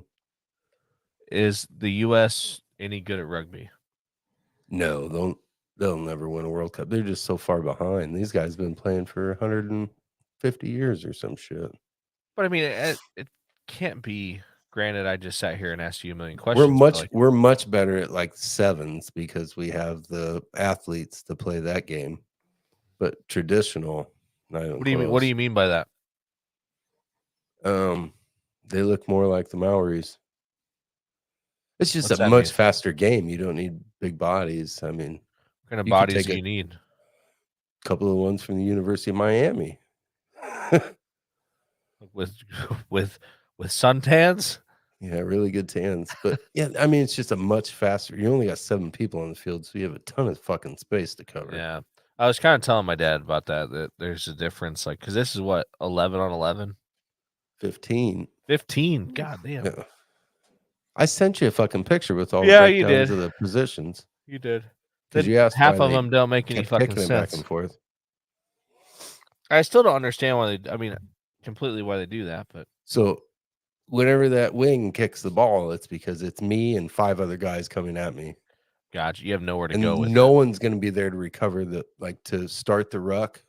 And at that point in time, that's free. That ball is free. They will take it and just take the fuck off. Oh, if they tackle you, gotcha. If no one's there, they can Sure. come after you. You have no defense in place. That makes sense. Cool. Well, I'd say now is as good a time as any to wrap the old live up. Hold on. We talked about Bradley for 25 fucking minutes. We talked rugby for 4, and now it's time to quit. Is that what you're telling me? I'm not saying. I'm just saying I know who I'm fucking. We can Jim Les. keep talking. We can keep talking afterwards. I just It's figured Jim that there's Les. That's where fucking probably Jim no Molinari. sense in droning on much longer to bore 0 listeners. There's 1,000 people watching right now. 1,000. That'd be awesome. We I need to find should've out how to ch- get I live should've- on TikTok. 1,000 people. We should have changed Harambe's face to Jim Les. I would Should've be been in that. For Dicks out Hey, for Jim Les. what does it take to be able to go live on TikTok? Gotta have 1,000 people. 1,000 followers. Yeah. So I have to create 1,000 email addresses. That's all we gotta do. Is pretty easy. No, 325 or 333. Yeah, I think so. Piece. Yeah. Yeah. No, yeah, I think something like that, isn't it? Well, 1,000 divided by 3 is what I was. No, Did you I have think the we already got comments like on- we literally have no we already comments got this like whole time? 600 or 700. No, no one's even been here. We're getting ready to knock this person out. Not too. a one comment. Just say double whole under time. again. Say double under. Double under. What's double under mean? Double ender. Double ender. That Yeah, you came up missed it once, but earlier. I We think- talked about lesbians with double enders doing lesbian. Good God! Good night, Ring 'em Dina. Fucking gets him every time. Be gone. That's fucking great. Love it. Huge fan. Gosh. That's our most people want to try to keep listeners around. We're here just to run them off. Say Everyone double that comes under. in is like, that's our shtick. Oh, Yeah. for fuck's sake. It's like the person who shows up at the restaurant 15 minutes before they close. Does anybody know who shot Harambe? Maybe that's who we No. should fuck tonight. Hey, so here's a weird thing. I was thinking about this. My boss, I don't know how this came up the other day, but she said she has a weird complex of people that put their fingers in their belly buttons. I was like, what the fuck are you talking about? How And does she's she like, Where does she ever see see people? that? well, she says they do a lot of boating. So she's like, if we're like out on the boat or at a beach and like somebody like standing there like shoves their finger in their belly button, she's like, it just grosses me out. I'm like, so what would you do if someone came up and shoved their finger in your belly button? And she's like, probably punch him in the face. She was a partier. Such a weird thing. Your boss. She's she's leaving tomorrow at 3 a.m. to go to Cancun with her family. Oh, dang. For next week. Yeah, I was telling them your story about how you got Yeah. stuck in a Quarantine. Mexican prison. Yeah. I And skipped the trip this year. she had friends of theirs that had the same thing happen to them, and she's like, yeah, they were at least there together when they got stuck. But she said, yeah, same deal. Like they tried to pay off the fucking staff to bring him booze and everything else. And I'm like, yeah, so did my buddy, and they just wouldn't fucking come off it. Yeah. But I tried to pay for a but you can pay to test, get out of the state. Yeah. What do you mean? What? You slip them, the fuck's all clear. To pay to get out of what state? The state of Mexico. Fuck it. I tried to pay. I tried to pay everybody, anybody that would listen. Anybody that would listen, I'd give them money. I can't believe they wouldn't even bring you like some fucking beer or tequila or something, man. Like, no, it was weird. It was the weirdest thing because they took that shit so I don't know what the penalty or what the issue was. They must have been watching CNN. I mean, before you get COVID, they would bring you a prostitute to the room, whatever, whatever you're looking for, cocaine, you name it. As soon as you get tested positive for COVID, like you can't even have a beer. You lose your right to bribe anyone. Like, no, we can't bring you anything. Like what? You were Mexican in Mexico for 5 days. That's amazing. Yes. You get the real experience. That's what's the craziest part is like under normal circumstances, you literally could have probably bribed them into bringing you anything you wanted. Anything goes until you tested positive for COVID. And then it's like, no, we have rules. We have regulations. No, they said Fuhrer Biden says no. Yes. It was bad. We got one more. We got another viewer. I don't think you want to go back to it.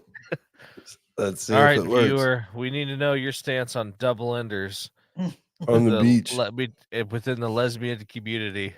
On a bottom heavy beach, though. Look, there. It's Rick. Fuck, that's the only person we're not. If there could have been one person to show up that would have been in favor of a double-ended fist, it's Rick Otten. And here he is. Tons of viewers, but only one good one. Only one good viewer. That's right. In the flesh. We ran the rest of them off. Very unfortunate. The man who's probably been through more flesh. He's experienced more double enders in his life than any of I'm just his fingers are probably typing so fast right now. I can't wait. Come on, Rick. Yeah, we're on fire tonight. All these viewers.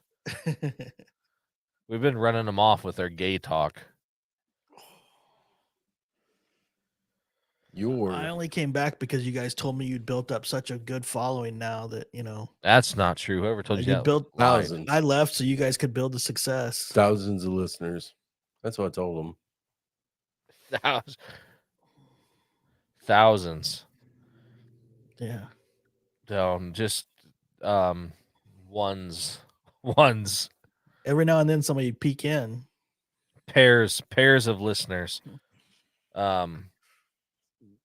Well, we're just bullshit now. Earlier, though, I mentioned earlier that I saw something on the internet, TikTok? the talk that talked about how it was like a gay resort of some kind, and the guy was making reference to the fact that there were more in the gay community. There are more bottoms than tops, and how it's sort of this weird conundrum that they have. And he said that when most people become gay.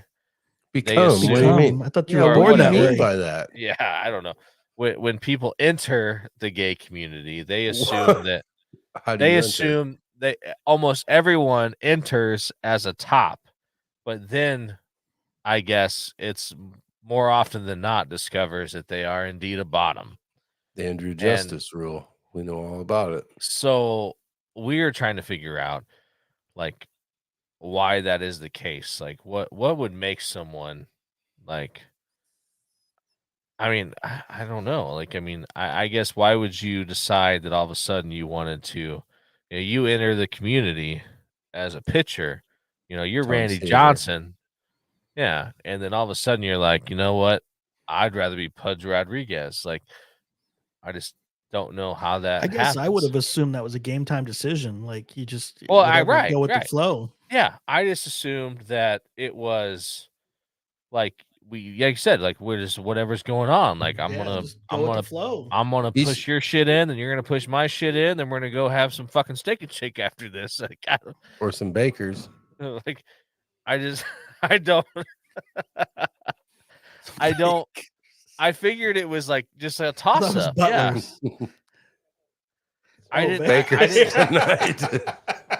I didn't think it was Bakers like tonight. I really bakers didn't believe that before. it was exclusively one or the other. What are you talking about?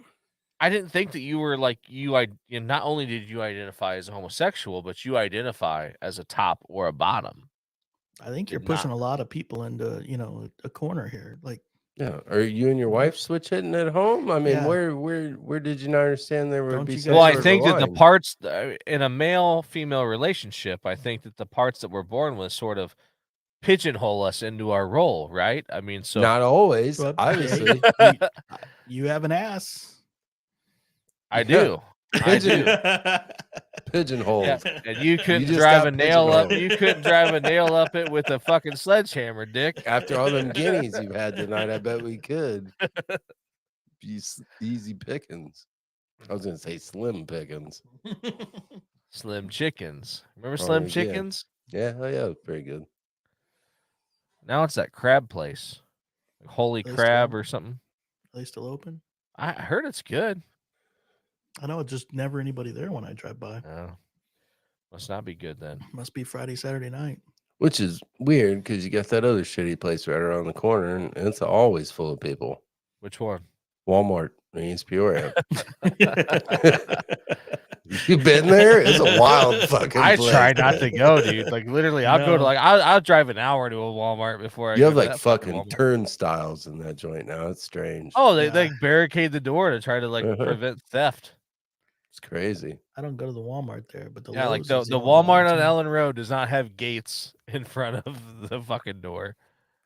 Nor does Washington. No, it's fucking crazy. I went to a Walmart in Ohio a couple weeks ago, and Old school. Wasn't a superstore. well, they must have shoplifting there like crazy. The like Everything's locked phone up. chargers were locked up. You walk down the shampoo aisle, and they have these cameras that like there are these monitors that ding when you walk onto the aisle to let you know that you're being watched. Like people are stealing shampoo, and What and- we got? He's all fired up. the lizard got kind of wound up.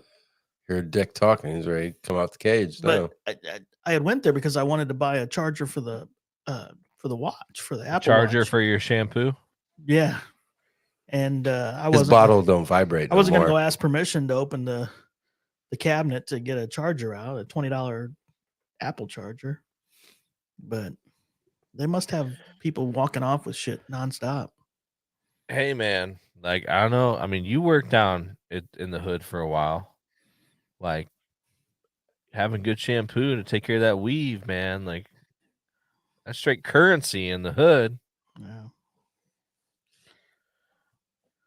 I don't know what you're talking I don't about.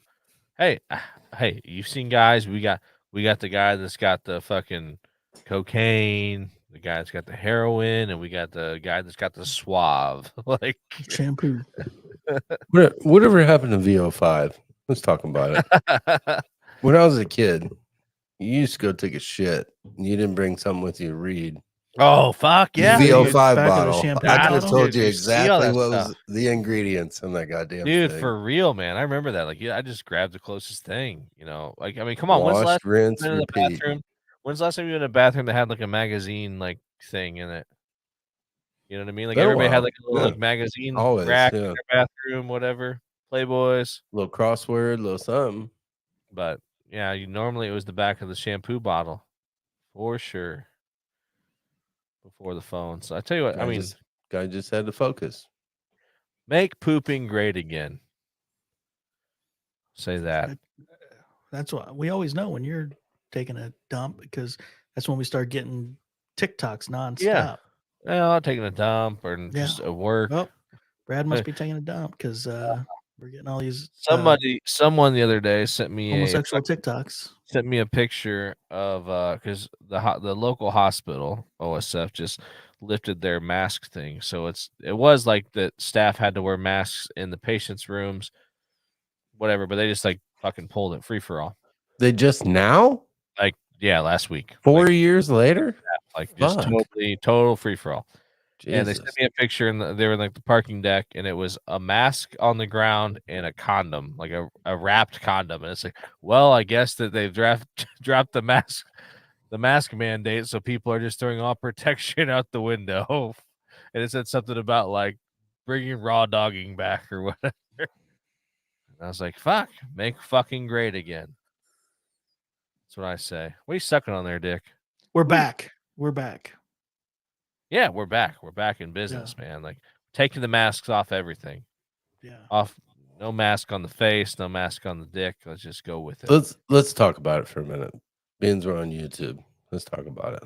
Sure. Biggest lie told, minus the war on drugs. We talked about that the other day. Biggest lie told to the human population possibly ever took place. You think COVID was that? I think so. Marijuana being bad for you might be one of them. Yeah, that's why I meant the war on drugs. I think burning anything and putting it inside of your body is probably not great, but it's not nearly as bad as they portray. Smoking anything is really not great for you, but there's other methods of. But those bullshit inflated numbers, the everyday coverage of it, the fucking ticker like it was take a leak, countdown to death. Are you gonna do it right here live? Do it right here live. This is what everybody came for. Hurry up, show us Harambe. No, but I think they came back and said it was like 70% of the numbers they reported were all horse shit. Yeah, I have no clue, and I mean, how do you know? How will you ever know? How could you know? You won't. That's the shit part. And I know you give me a lot of shit for getting a vaccine, but at the same time, it's like, how do you know? We cannot say the V word. How do you know? I mean, you don't know what's. They just give you a little taste of it. Yeah. How was it? You never had it except for the time in Mexico. You went all the way to Mexico to get it. So it's weird because I'll get a vaccine, but I refuse to get a test. Like if I start feeling down or feeling sick, I don't want to test because I don't want to know. Fuck it. I'm not. I got it. I'm good. Yeah. I mean, I'm not gonna like change what I'm doing or where I'm going based on the fact that I tested positive on. Mexico says otherwise. Well, that was. They wouldn't let you leave. I never expected that. Which it's weird because now it sounds like I've heard for some other people. So like we can leave the country. No V. People coming in, no V, not allowed still. Yeah, I don't know. It's crazy. I don't know how they like decide from overseas. Yeah. Did you say people coming in from overseas that aren't vaccinated are not allowed? Correct. Still. That's what Beans was telling me the other day because he would like to. There was somewhere he wanted to go like in a couple months. No dice. Wouldn't allow it. I don't know at this point, man. Like I get like, if something fires up in a certain country, like maybe like putting a pause. If what fires up? I'm saying like, let's say like some sort of like China, let's say a crazy virus fires up in China, whatever. Like if you want to put a pause on letting people roll in from China for a couple of weeks, like I don't think that's crazy. You know what I mean? I don't know why that's so frowned upon. It's like, hey, like if some super and rare virus cranks up in a certain country, like we should be allowed to pause people coming in from that country. But to put like Ebola was a big thing, and I told you from the get-go, if they would have ever told me COVID would make you fucking bleed out of your eyes and your asshole, I would have took it a lot more serious. So with Ebola, it will do that to you. So here's my COVID story, and the one that I feel like I guess raises the most questions in my eyes as far as like the whole bullshit. Prior to COVID, I was working in Saginaw, Michigan, and I had a guy on my job that he was a traveler as well, and we stayed in these apartments in downtown Saginaw, Michigan. I had one that was like right across the street from his. This isn't a COVID story. This is a love story. No. His apartment was right across the street from mine, but it was in the same like ownership group. It was the same owners, and we worked on this job. I think he was there for probably like 3 weeks, and one day he called in sick, and like 2 days later, he's like, I'm not getting any better. And he ended up in the hospital, ended He up called in in the dead. ended up in the ICU, ended up on a ventilator in Saginaw, Michigan. His wife had to come and, you know, What's this he guy was- look like? What do you mean? Health wise? Health wise, he Give was us matter? give us an 50 no, it fucking matters. 50 Was he a Mid- Democrat or 50s. Republican, Brian? mid No, Brian mid needs to it know. fucking matters. no mid 50s, smoker, drinker, no other like What weight? he was In shape or out of shape? I wouldn't say he was in shape as far as Middle of the road for being middle 50. of road, you know. In shape, out Um, of shape, or A shape? Symptoms very similar to what I've known to be COVID symptoms. Flu-like symptoms. Flu-like symptoms. Yeah. Breathing issues. Mhm. They put him on a ventilator. They did whatever. He ended up, you know, he lived, but he was very messed up. Like he was done for the job. And I seen him maybe 6 months later, still on recovery, but they called it Legionnaire's disease. They said, and the only thing they could attribute it to was the apartment that he was in was vacant for an amount of time.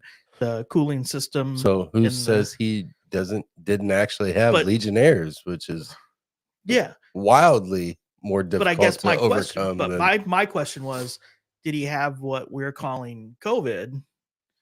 And did COVID exist prior to how it seems like it was pretty fast, like that they came up with this disease that was COVID and that it moved really fast. Like we found out one day that it started in China. We found out 2 days later that there's one person in the United States that has it. We found out 3 days later that there's thousands of people. We found out 5 days later that there was like, it was everywhere.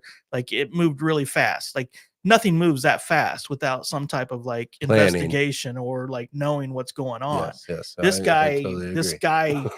had this situation months, if not maybe a year prior, that was very similar symptoms, very similar situation, came out of the hospital. I guess what I wonder is, was it here longer or was it? I think it was. Did it start when they say it started? Did it start where they say it started? Or what was, you know, what's the exact, like? The funny part is, of all these, however many people, and there were people that passed away, but there's people that passed away of all sorts of things. Nobody sitting here knows anyone. True.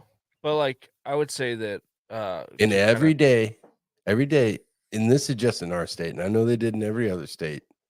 They come on, they give you the fucking ticker tape. This many people, blah blah blah. They even made the fucking Surgeon General of the state of Illinois come on and fucking every day give you the report. All bullshit. I know multiple people that died, like personally knew multiple people, but that died they from were what? Also people. What they die from? That's just it. Complications. They said they died from COVID, but they were also people that were. They were also people that had other had health issues prior that, you know, could be. That's probably what they died from, but being they had that, we're getting the money for it because the government's paying. Let's be honest, like if someone like I mean, I'm overweight. Like if someone like me were to get pneumonia or something, like I'm gonna be worse off than a marathon runner. Brad, this wasn't meant to be an intervention. I was just saying it was a lie. No, I'm just saying it's just true. Like but at the same time, I saw, and granted, who knows if it's true, but a recording of Fauci saying, like, kind of like predicting that during like the presidency, he's like, whoever the next president is, because it was before Trump was even elected, whoever the next president is going to experience a pandemic unlike we've ever seen, or something like that. I mean, it was like almost like he Crazy. was predicting the future, like Yeah. very odd. Yeah. He's not a medium. You know what I mean? Apparently, He don't see the no. fucking future. He Apparently, just knows. Fauci must be another hot word too. Just sends our listeners Fauci will running rise for the again. hills. But yeah, it's I don't know, man. It's weird. I mean, I think that I think it's a real But- virus, like that, but I don't know Of that you course can it is. say There's it's. plenty of them. Well, yeah, and I think we've all had it. We've all Yeah. had different experiences with it. But I it's don't- probably my no experience different. has been like, oh, it was the I'm only just stuck the in only Mexico. unfortunate. Yeah, I was gonna say the only unfortunate circumstance of my experience was that I was in Mexico when I had it. My experience more than anything was not knowing what might happen as I sit in this hotel room by myself and think, oh shit, am I going to go to sleep one night and then actually have symptoms? And there's absolutely no human contact at all that I like is going to be able to say, yeah, you have it. You need to go to the hospital or whatever. Right. And then when I do go to the hospital, How, what kind of hospital am I going into? what level were you on? First level, second level? Of the hotel? Yeah. Second level. You could have jumped. Would have been fine. I 16 think that feet, I think maybe. there are certain people that have like a genetic mutation that makes them more susceptible to the symptoms of the virus. I think they do now. Well, but do you also think that, so? I mean, it's just like anything else. When you are growing up, if you say Chicken you pox. say Have the you old party. well, but no, say you wash your hands too often. Say you're too clean. You don't get the same immunity. You don't get the same immune system to certain like your kids. Your kids are sick Right. all the time because they go to school and they're with all of these germs nonstop. Yep. And if you treat your kids and like they're in a bubble and they can't get sick or they can't get dirty, they can't, are they gonna be more susceptible to these issues or maybe worse symptoms, I guess? Well, like my dad, like we all got COVID same time, and my dad got it. My dad has like pre-existing conditions, and he had to go to the hospital for a week, basically. But his immune be system was treated. already compromised. Yeah, I mean, because he has mild COPD and all kinds of stuff, and he's overweight. I mean, like just his body was not necessarily equipped, I guess, to fight off that virus. Anything would have affected him that way. A serious Probably. flu, pneumonia, Yeah. anything. Well, the would difference being is like the flu, I think, has been through my house a few times or whatever else. It's just nothing maybe with that packed that punch.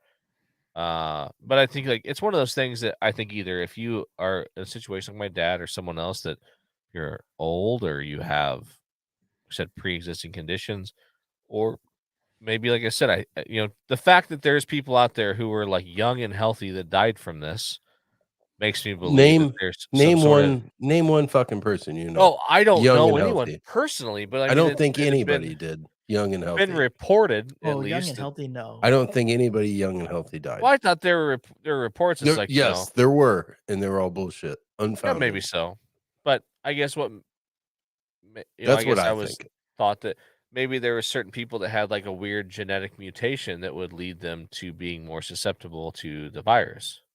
Well, I think it's like any situation when you're saying young and healthy and you heard stuff, every media outlet is going to report situations that benefit their narrative. Agreed. And it doesn't matter which side you're on. It's old. Either side is gonna over report situations that benefit their narrative. Well, I'm just saying in the beginning it was old, immunocompromised. That's who were the most susceptible. Yeah. Right. And they fed you that shit long enough, and then once people became bored with it, it's like, okay, now there's young, healthy people being attacked by this. Once you said, okay, well, I'm not old and I'm not immunocompromised, then they're like, fuck. oh, well, wait a second, we don't want you to think that, and then you can just go out and do it. So then they started reporting people that possibly died. 30-year-old teacher, but there's best also health ever. Yeah, but there's also people that on a daily basis, any given day, drop dead for no apparent reason. There's marathon runners. What else can we do to get these young people to take the vaccination? Well, you one-legged marathon runners. You think about the high school or college basketball player that drops dead on the basketball court. Way before COVID existed. they had something in their system that they didn't know about, an undiagnosed issue that caused them to drop dead on the basketball court, Right. you know? Some underlying condition. Yeah. Which is a random thing that nobody can control that, you know, but when it happens in 2020 and 2021, it can only be attributed to the current, you know, situation. media blitz. And just think about all the consumption for those couple years. Toilet paper. All the goofy shit that just went out. You know, you're fucking sitting in your house, and the one time you do go out to the grocery store, you're buying like it's snowing tomorrow. You know what I mean? And see, that's what And it stayed that's that the way. hardest part for me is through the whole entire deal. Well, I guess I did miss a little bit of work in the very beginning, but for the most part, I didn't miss a day of work. Like I was always, you know, even when the country's shutting down, oh well, you can get a letter saying that you can travel and you can come to a military base. You know, like nobody's shutting my stuff down, or you know, we're not staying home for 6 months, you know, waiting for the disease to get cured or whatever the situation. But they've changed the way this world operates now. I mean, you still see it. There's still places that are like, we're understaffed. Well, you're understaffed from 3 years ago? Well, yeah, because I still think that's a ploy because I feel like that's oh, McDonald's, we can't find workers, so we had to do the thing where you walk in and you do a touch screen to order your food because Well, we can't find workers. I Same don't with think any situation. McDonald's was ever impacted by this. No, really. but You know, because but they I'm never saying had to close. but I'm saying that No. every industry can use it as an excuse now to bring technology in and replace human workers and say it's because we can't find workers. It's because we don't have a labor force. So we had to do it. You know, this is the only thing that we could do in order to. I tell you what, there's only a few in the world of like fast food or fast service restaurants or whatever you want to call them. There's only a few places that do a really good job, and they're still not perfect. And I had a couple of these If you even instances. say Chick-fil-A, I was going to say he's going in the Oh, realm of listen, no, hold Chick-fil-A. on, man. I'm telling you, I had a that it was one of these. I have a story about them. So early this week, my boss, she's like, "Hey, I got to run some stuff over to the UPS store over at Westlake to send back from Amazon. I'll bring back something for lunch. Tell me what you guys want." I'm like, "Well, just tell me what you want, and I'll tell you what I want." So she sends a message, says Chick-fil-A. So okay, so I tell her. So she shows up with food for 2 or 3 of us, and in every experience I have ever personally had Chick-fil-A has been perfect. And so she brings her food. They have all of our food except for hers. And I was like, we're all offering her our food. Like, here, eat, take mine, take this, take that. And she's like, no, no, no, no. And she calls them and they're like, well, I'll just put your name in the system and you can get a free. So I was thinking, I'm like, fuck, like you call Chick-fil-A, they might fucking bring it to you. Like, or write off the whole fucking tab or whatever. Like, but they're like, oh, I'll just put your name in the system and you just get a free meal next time you come in, type of thing. But that was the first time I've ever heard anyone having a bad experience there. The other one is one of the people that works in the office with us, she likes to go get coffee from either Starbucks or Dunkin' Donuts. And there's always this debate of like which one. And our boss, again, same chick, she's like, well, I like Dunkin'. I don't know, I just like Dunkin'. So she goes to Dunkin' Friday morning and like she said, she goes, I told them that in my drink and your drink, she's like, I told them I wanted 2 fewer shots of espresso than normal. And the lady goes, so 2 more shots of espresso? She goes, no, two fewer. She goes, and each one are combined. The like fewer. And she's like, no, like I want like 2 less than what is normal in this one and this one. And so, long story short, they gave both of us 2 extra espresso shots. And How I'm was like, it? oh, I would, dude, like literally like 4 drinks in, and I'm like crawling. I'm like, my Yeah, skin you is did your crawling. best work that day. I'm like, They're like, Brad, could you do I'm this like, every day? Yeah. this is why you pay the extra $2 for Starbucks, because they're not fucking retarded. Like these people in fucking Dunkin' Donuts, like they're Yes. just like, I mean, and it's not. Nobody makes you happy, Brad. We get it. No, that's not even. You the come case. on here every week and you tell us how all these people let you down. They do. So many people let me down. So that's my problem with me being involved in this a little bit, is because I guess I don't pay as much attention to this stuff when it happens to me, because I guarantee it does happen to me on a daily basis.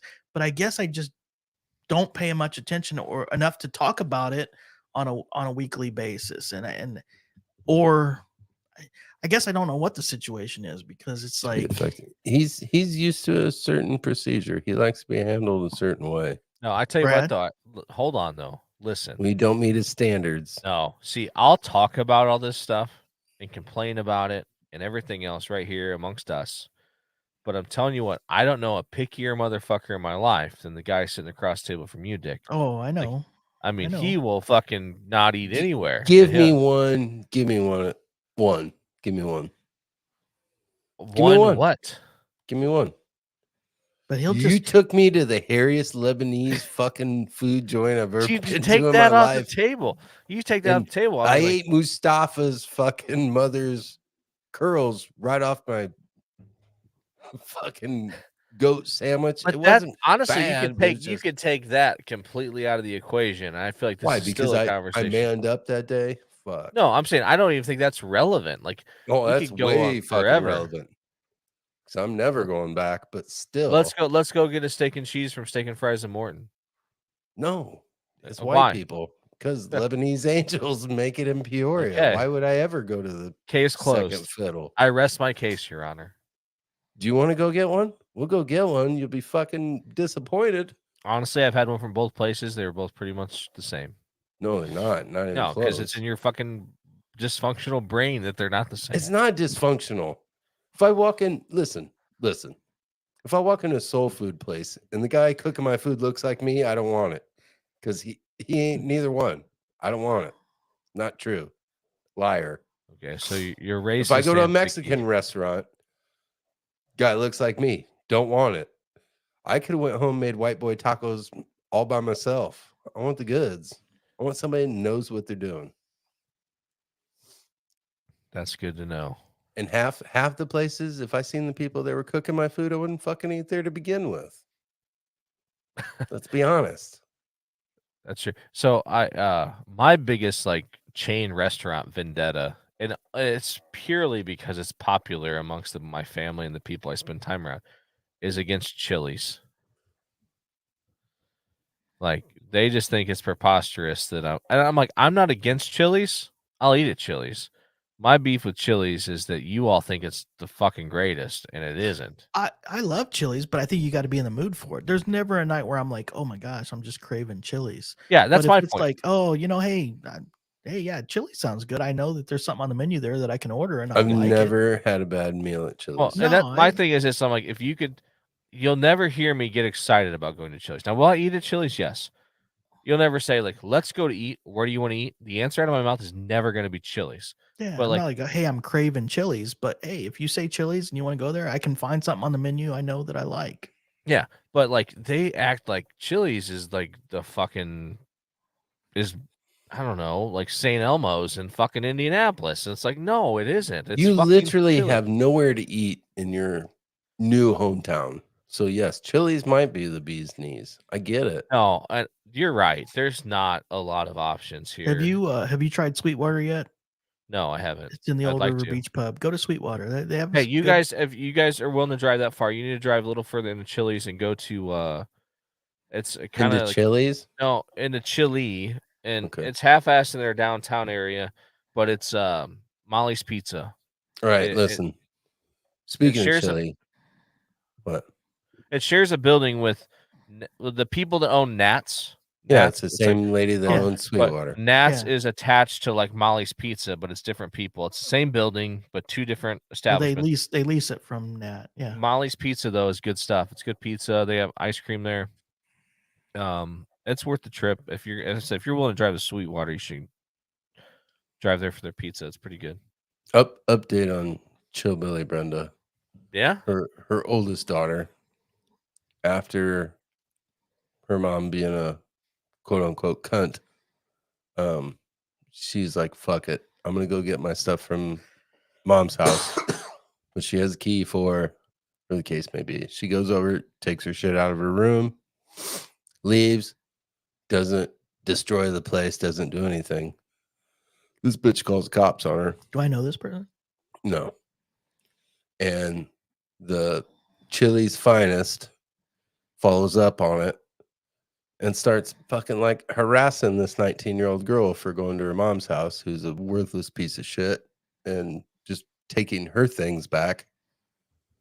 And he pursues it as far as he can until she's like, there's nothing you can do. Those are my items. I had access to the house, whatever the case may be. And ends up splitting. Well, then the other daughter is like, well, fuck it. I want to go get my things too. So she has it's a genius idea, but she calls the cops first and says, please escort me to my mother's house so I can open the door with my key and take my things and leave. How'd that Huge go? bitch. Oh, fucking perfectly this time because the cops just went with her. She grabbed her Jesus. things and left. Could we get in trouble for harassment if we like called her on the on the show? On the hotline? How do you know her? It's my cousin's husband's ex-wife. Okay, so it's the girl. Our is number the one that fan. is Wednesday. Correct. Yeah. Okay. It's her. It's her. Is it her mother? No. What's her? No. No, because your cousin. Listen. Her husband's daughters. Okay. Which aren't hers. Right. Which are older than Wednesday. Correct. A little bit Okay. older. Yeah. They're all about the same age. Yeah. One's That's what I thought. 19, one's 17, I think. Okay. Yeah. So when I said Wednesday is Yes, actually yes, your yeah, cousin's daughter. Okay. Correct. Yes. Right. So, yeah. Goddamn. Like, well, that one day we said it, and she fucking. We're on live, and she just fucking typed it out in the chat. We should have just fired it up then. Just call that bitch up. Listen, Chillbilly Brenda, you fucking loser. Well, the thing is she. Who calls the cops? Hold on. One. Who calls the cops on family? Period. Well, and Brian, And who calls them on your own kids? So you beat your fucking ass. You're really into it. She doesn't pay anything, right, towards her kids at all. I think so. They can talk about it now because I think the judge came through. Oh, gracious judge. 80-20 for college. 80-20. Dad got 80. Mom got 20. But mom's like mom's got a fucking great job though, right? Great job and has nothing to do with the children ever. It only has to pay 20%. And they live with dad now, Correct. at least. Correct. Or fully with dad. God. Isn't it so fucked up, dude? How, I mean, honestly, how ass backwards the state of Illinois is. It's like, if you got a fucking dick, you're fucked. It's probably not just here. I mean, it's all around. It's I used crazy. to complain because I used to have to pay child support, and my son, he lived with me full time since 6th grade, but before that, he lived with me half time. And there was a comment made in court where I said, well, we have 50-50 and he's with me half the time, with her half the time. Why should anybody have to pay? And they said, it's the guy always has to pay something. Or they said something like, well, you always have to pay no matter what. I'm like, I don't understand how that's even possible. I had to negotiate in order to get it to where when I got full custody and he lived with me full time, I had to negotiate to not pay child. Yeah. I'd like to not pay for him to live with me full time. And I'm like, this doesn't make super sense. Fucked up because it doesn't work that way the other way, man. Like at all. Yeah. Ever. And I pay everything for college. I pay everything. Like there's no help when it comes to the college stuff.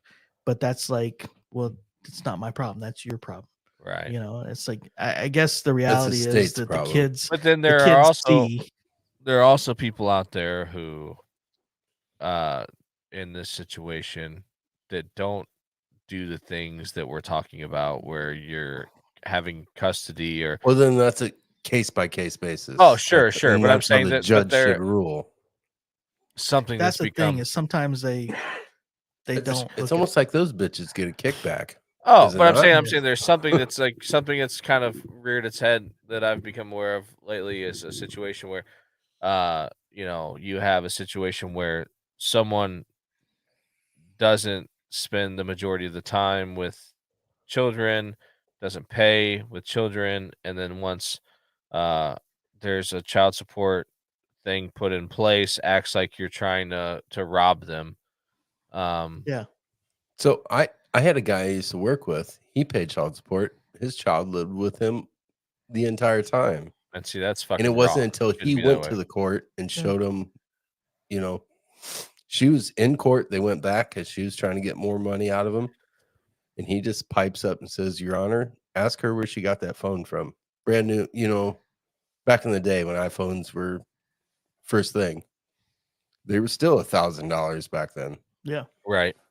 And she goes, Well, I bought it with child support, so I could blah, blah, blah. And finally the judge goes, Dave, you're right. You don't need to pay no more. She will now be providing 40% of the child support that you were paying. It was still a piece of what he was paying. But so what you're saying is actually the problem, and actually is like the biggest issue, and that is the fact that the everybody thinks that every hearing you have and everything you do, it always goes in front of a judge. The reality is it almost never goes in front of a judge, because in most cases the attorney will be like, well, Brian, you can ask for this and you can say this, and I had attorneys they'll take your money and they'll say, yeah, we can do this, we can do this, we can do this. And then they'll drive all the way to Eureka from Peoria. They'll charge you for that. You'll get to a room at the courthouse in Eureka and they'll say, yeah, Brian, the more we look at it, you're not going to win this. So you're probably going to be better just to go ahead and, if we can negotiate, she's willing to do this. So I think you should take it. Because if you go into in front of a judge, they're going to say the same thing. And then you get in your head and you're like, well, gosh, is he right? I'm going to get in front of a judge and maybe I'm going to end up paying more, or I'm going to end up paying this anyway. So you're like, fine, okay, I'll pay that. So the judge never gets to hear all of those little details that you're talking about. The judge never gets to see, there's never any kind of like actual hearing. It's always, well, they decided that they're going to go ahead and offer you this, and I think that's a good deal. You should take it. And it's like, well, wait a second. I'm paying you what's going to end up being like a $2,000 bill. Why couldn't you have negotiated this from your office in Peoria and not charged me the money that you're charging me to come here? It's probably a bang for your buck on the lawyer's end. Well, exactly. Now the attorney's getting $2,000 to come here and negotiate a deal, and they never had to go to court at his office with his paralegal or whatever, and he would have made $300, but now he's making $2,000 because he drove all the way to Eureka to make this deal. And finally, I fired my attorney. He never had to walk into a courtroom. Yeah, but finally, I fired my attorney, and I owe him, $5,000. And I'm like, what do I owe you $5,000 for? You've never done anything for me, But then you go into an attorney who I'm like, hey, this is the situation, and that they actually tell you the truth about. Isn't it crazy with shit like that? Don't you think a lot of times that shit that could be hashed out between the parents? Well, most people aren't mature enough to handle that, though.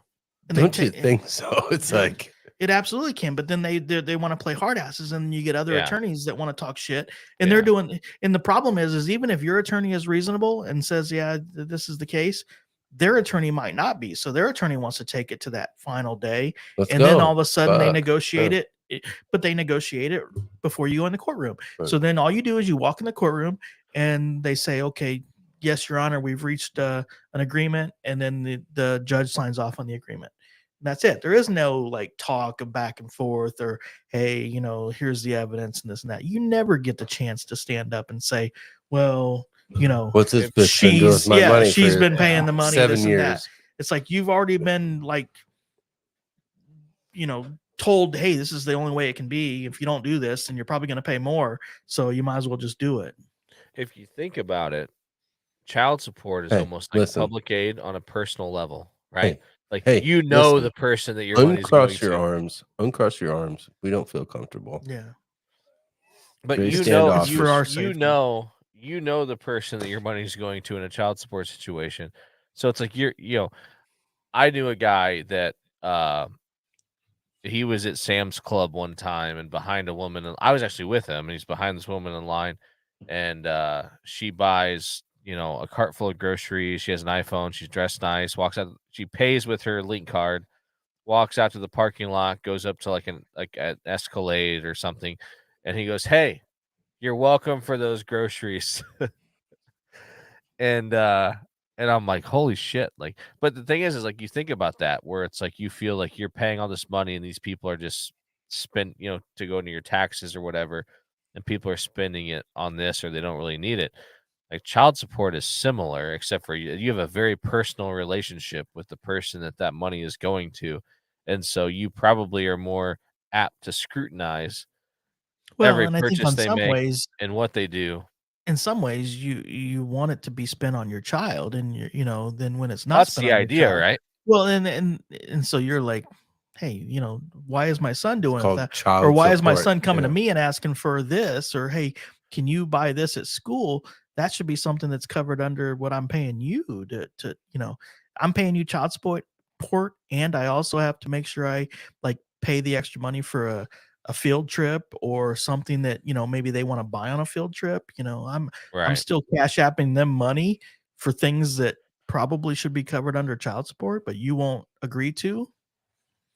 Yeah. Can you imagine though if like you were as clued in to what other people get of your tax dollars as you are of what they get of your child support? Well, Like, yeah. what that would feel like? Like, that's what I'm saying. It's like, what, you got a fucking iPhone? You got a fucking Escalade? And I'm buying your groceries?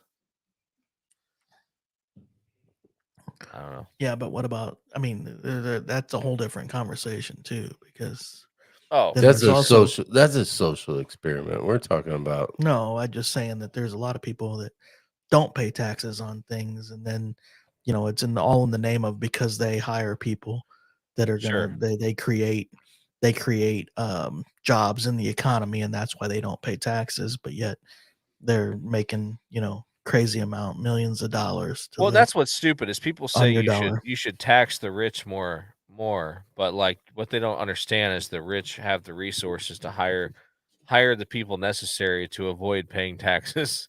Like, And if you mean hire the people necessary, you mean get the the people elected. politicians. Yes, get the correct yeah. politicians elected.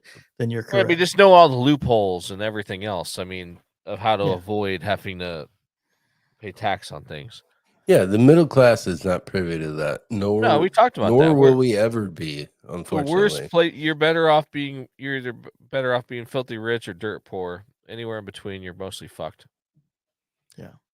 Well, I mean, think about the fact that like your son working at Walmart right now, how many hours is he allowed to get? He's only They're allowed to get a certain just amount of enough. hours, just Yeah. enough, so that they they don't have have to to give buy a him shit. benefits. Yeah. And that's all based on the fact that, they made laws that if you work a certain amount of hours, you get benefits, which is in reality, or you look at it, it's like, oh, this is to protect the workers because the workers are going to get benefits.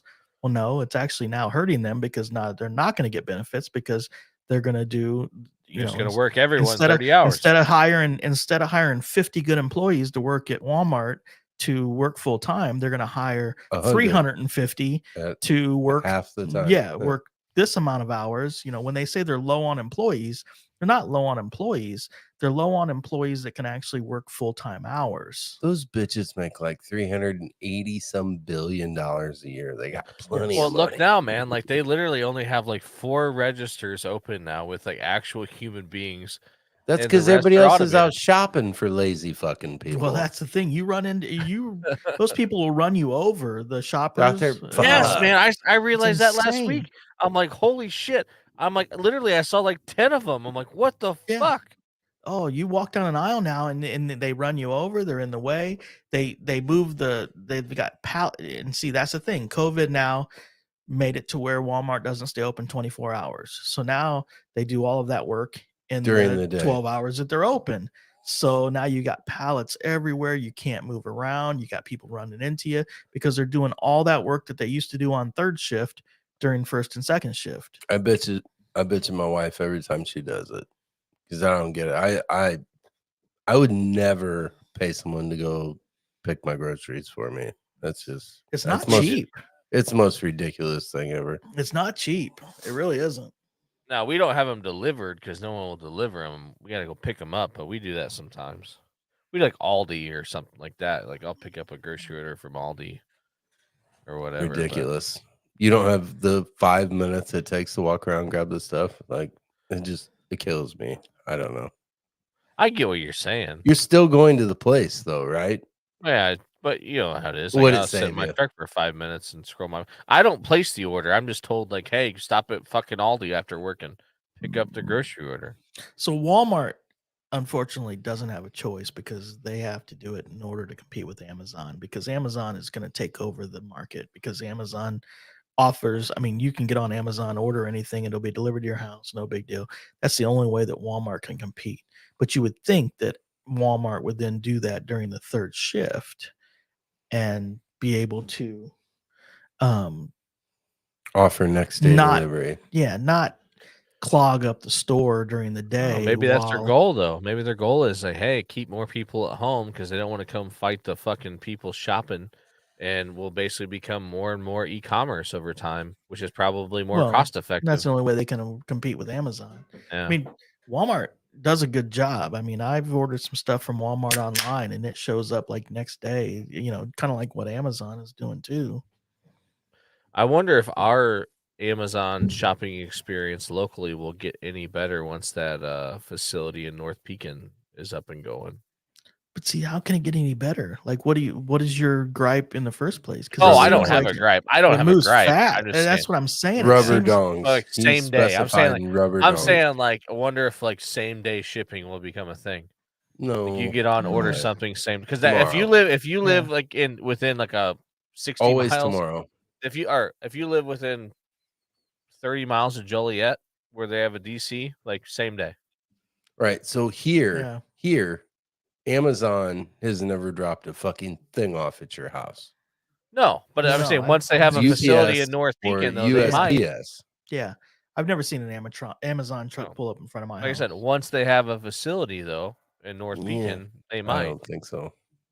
Which is kind of crazy because they have such, you know, they probably have a pretty good deal worked out with UPS and FedEx, but yet it's kind of like when Caterpillar hires all of these Indians to come into Peoria so that all of these American engineers can train them to take their jobs. I mean, because it's eventually Amazon is going to go to its straight, you know, delivery system.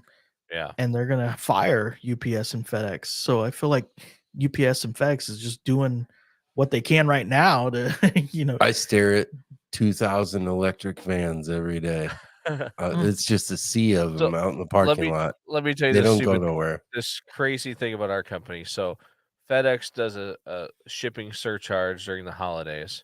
So we're like, well, we don't want to pay your surcharge for shipping, but like they're shipping at the beginning of December, like their surcharge, like it's tiered. So like as of December 15th, it drops by I don't know how much amount, whatever, it drops. So it's like, okay, we're going to hold all of our stuff until the 15th and then ship it. And like literally, like we called them like, hey, like, can you bring us? I mean, I was in on this. I'm like, can you bring us like a semi trailer? We'll fill it up. You leave it here. I'll call you when I need another one. You bring it. We fill it up. You leave it here. I'll call you when I need another one. You bring it here. We fill it up.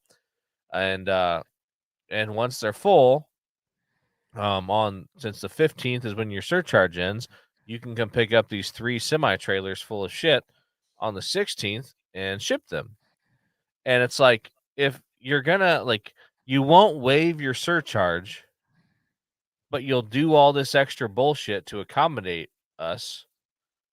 Like, as opposed, because in the past we've just held everything on our floor, which we don't have room for. And this year we asked them to do this. Like, well, bring us a trailer, we'll put it on there. Okay. Like that takes labor and everything else. Like, I don't understand why they would do that. No, it really doesn't, because now you're still not cutting into their like major busy time frame. They're just dropping a trailer off. They're just dropping a trailer off, so they're still But at the not. same time, but we're still dodging their surcharge. That's what I'm saying. Like we're still Well, dodging. and they're their okay with surcharge. that because you're And they're still One saving them. facilitating person it. has to pick it up and drive it somewhere. You're still Right. saving them a ton of like, I guess heartache in their business. But not really, time of because year. they have two drivers despite that trailer. This is what's weird. So like locally, FedEx they have two like subcontractors, and so one of the subcontractors is who comes and does our stuff, and they pick up twice a day. Like they have a guy that delivers our shit, whatever maybe you sent to us, and then he'll come back around noon and pick up anything we have, and then we have someone that comes at the end of the day and picks up. And like so during that time when we're holding everything, they don't ship anything. So what that does, that fucks the subcontractor because he's not getting any of that business at But all. is he getting other business? Is he getting holiday business that he no, would but I'm normally saying be the getting? That's more subcontractors, expensive. the subcontractor is getting no piece of our business because it's all being held and basically going. It's a different entity. But of is he FedEx. getting He'd probably other drive business somewhere else? But is Yeah. he getting other business from higher paying customers at that point? That's the thing. I Is mean, he able then to? He don't. I'm give saying a like fuck. these drivers' routes are what they are. I mean, I'm sure their business ramps up, but like, I mean, they're losing out on.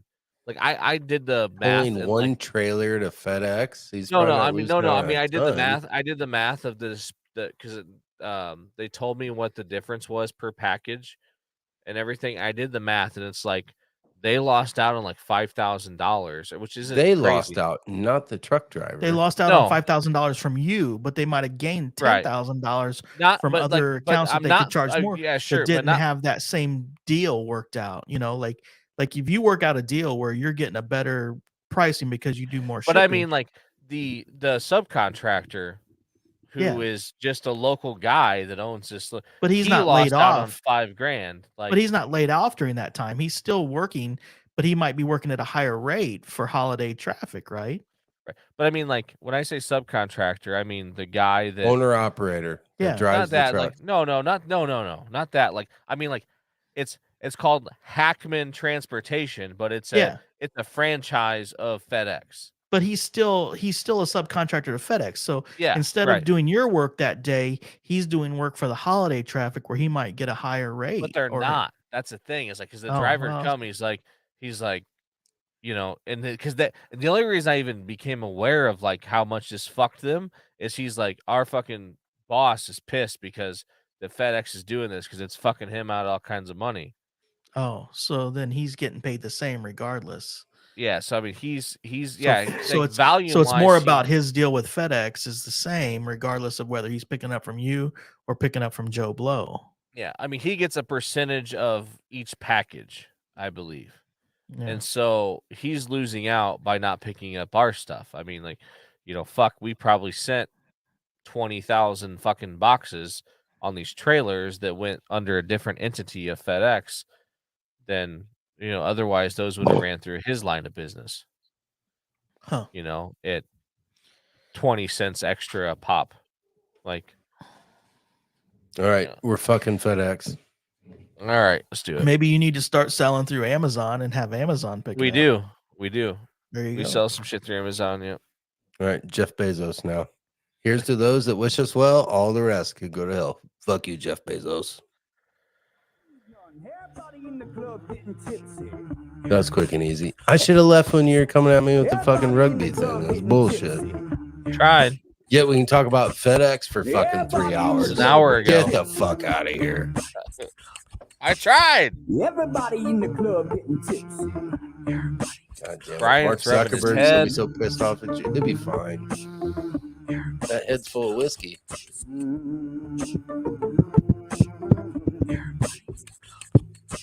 I won't deny This thing's gonna get 10,000 plays.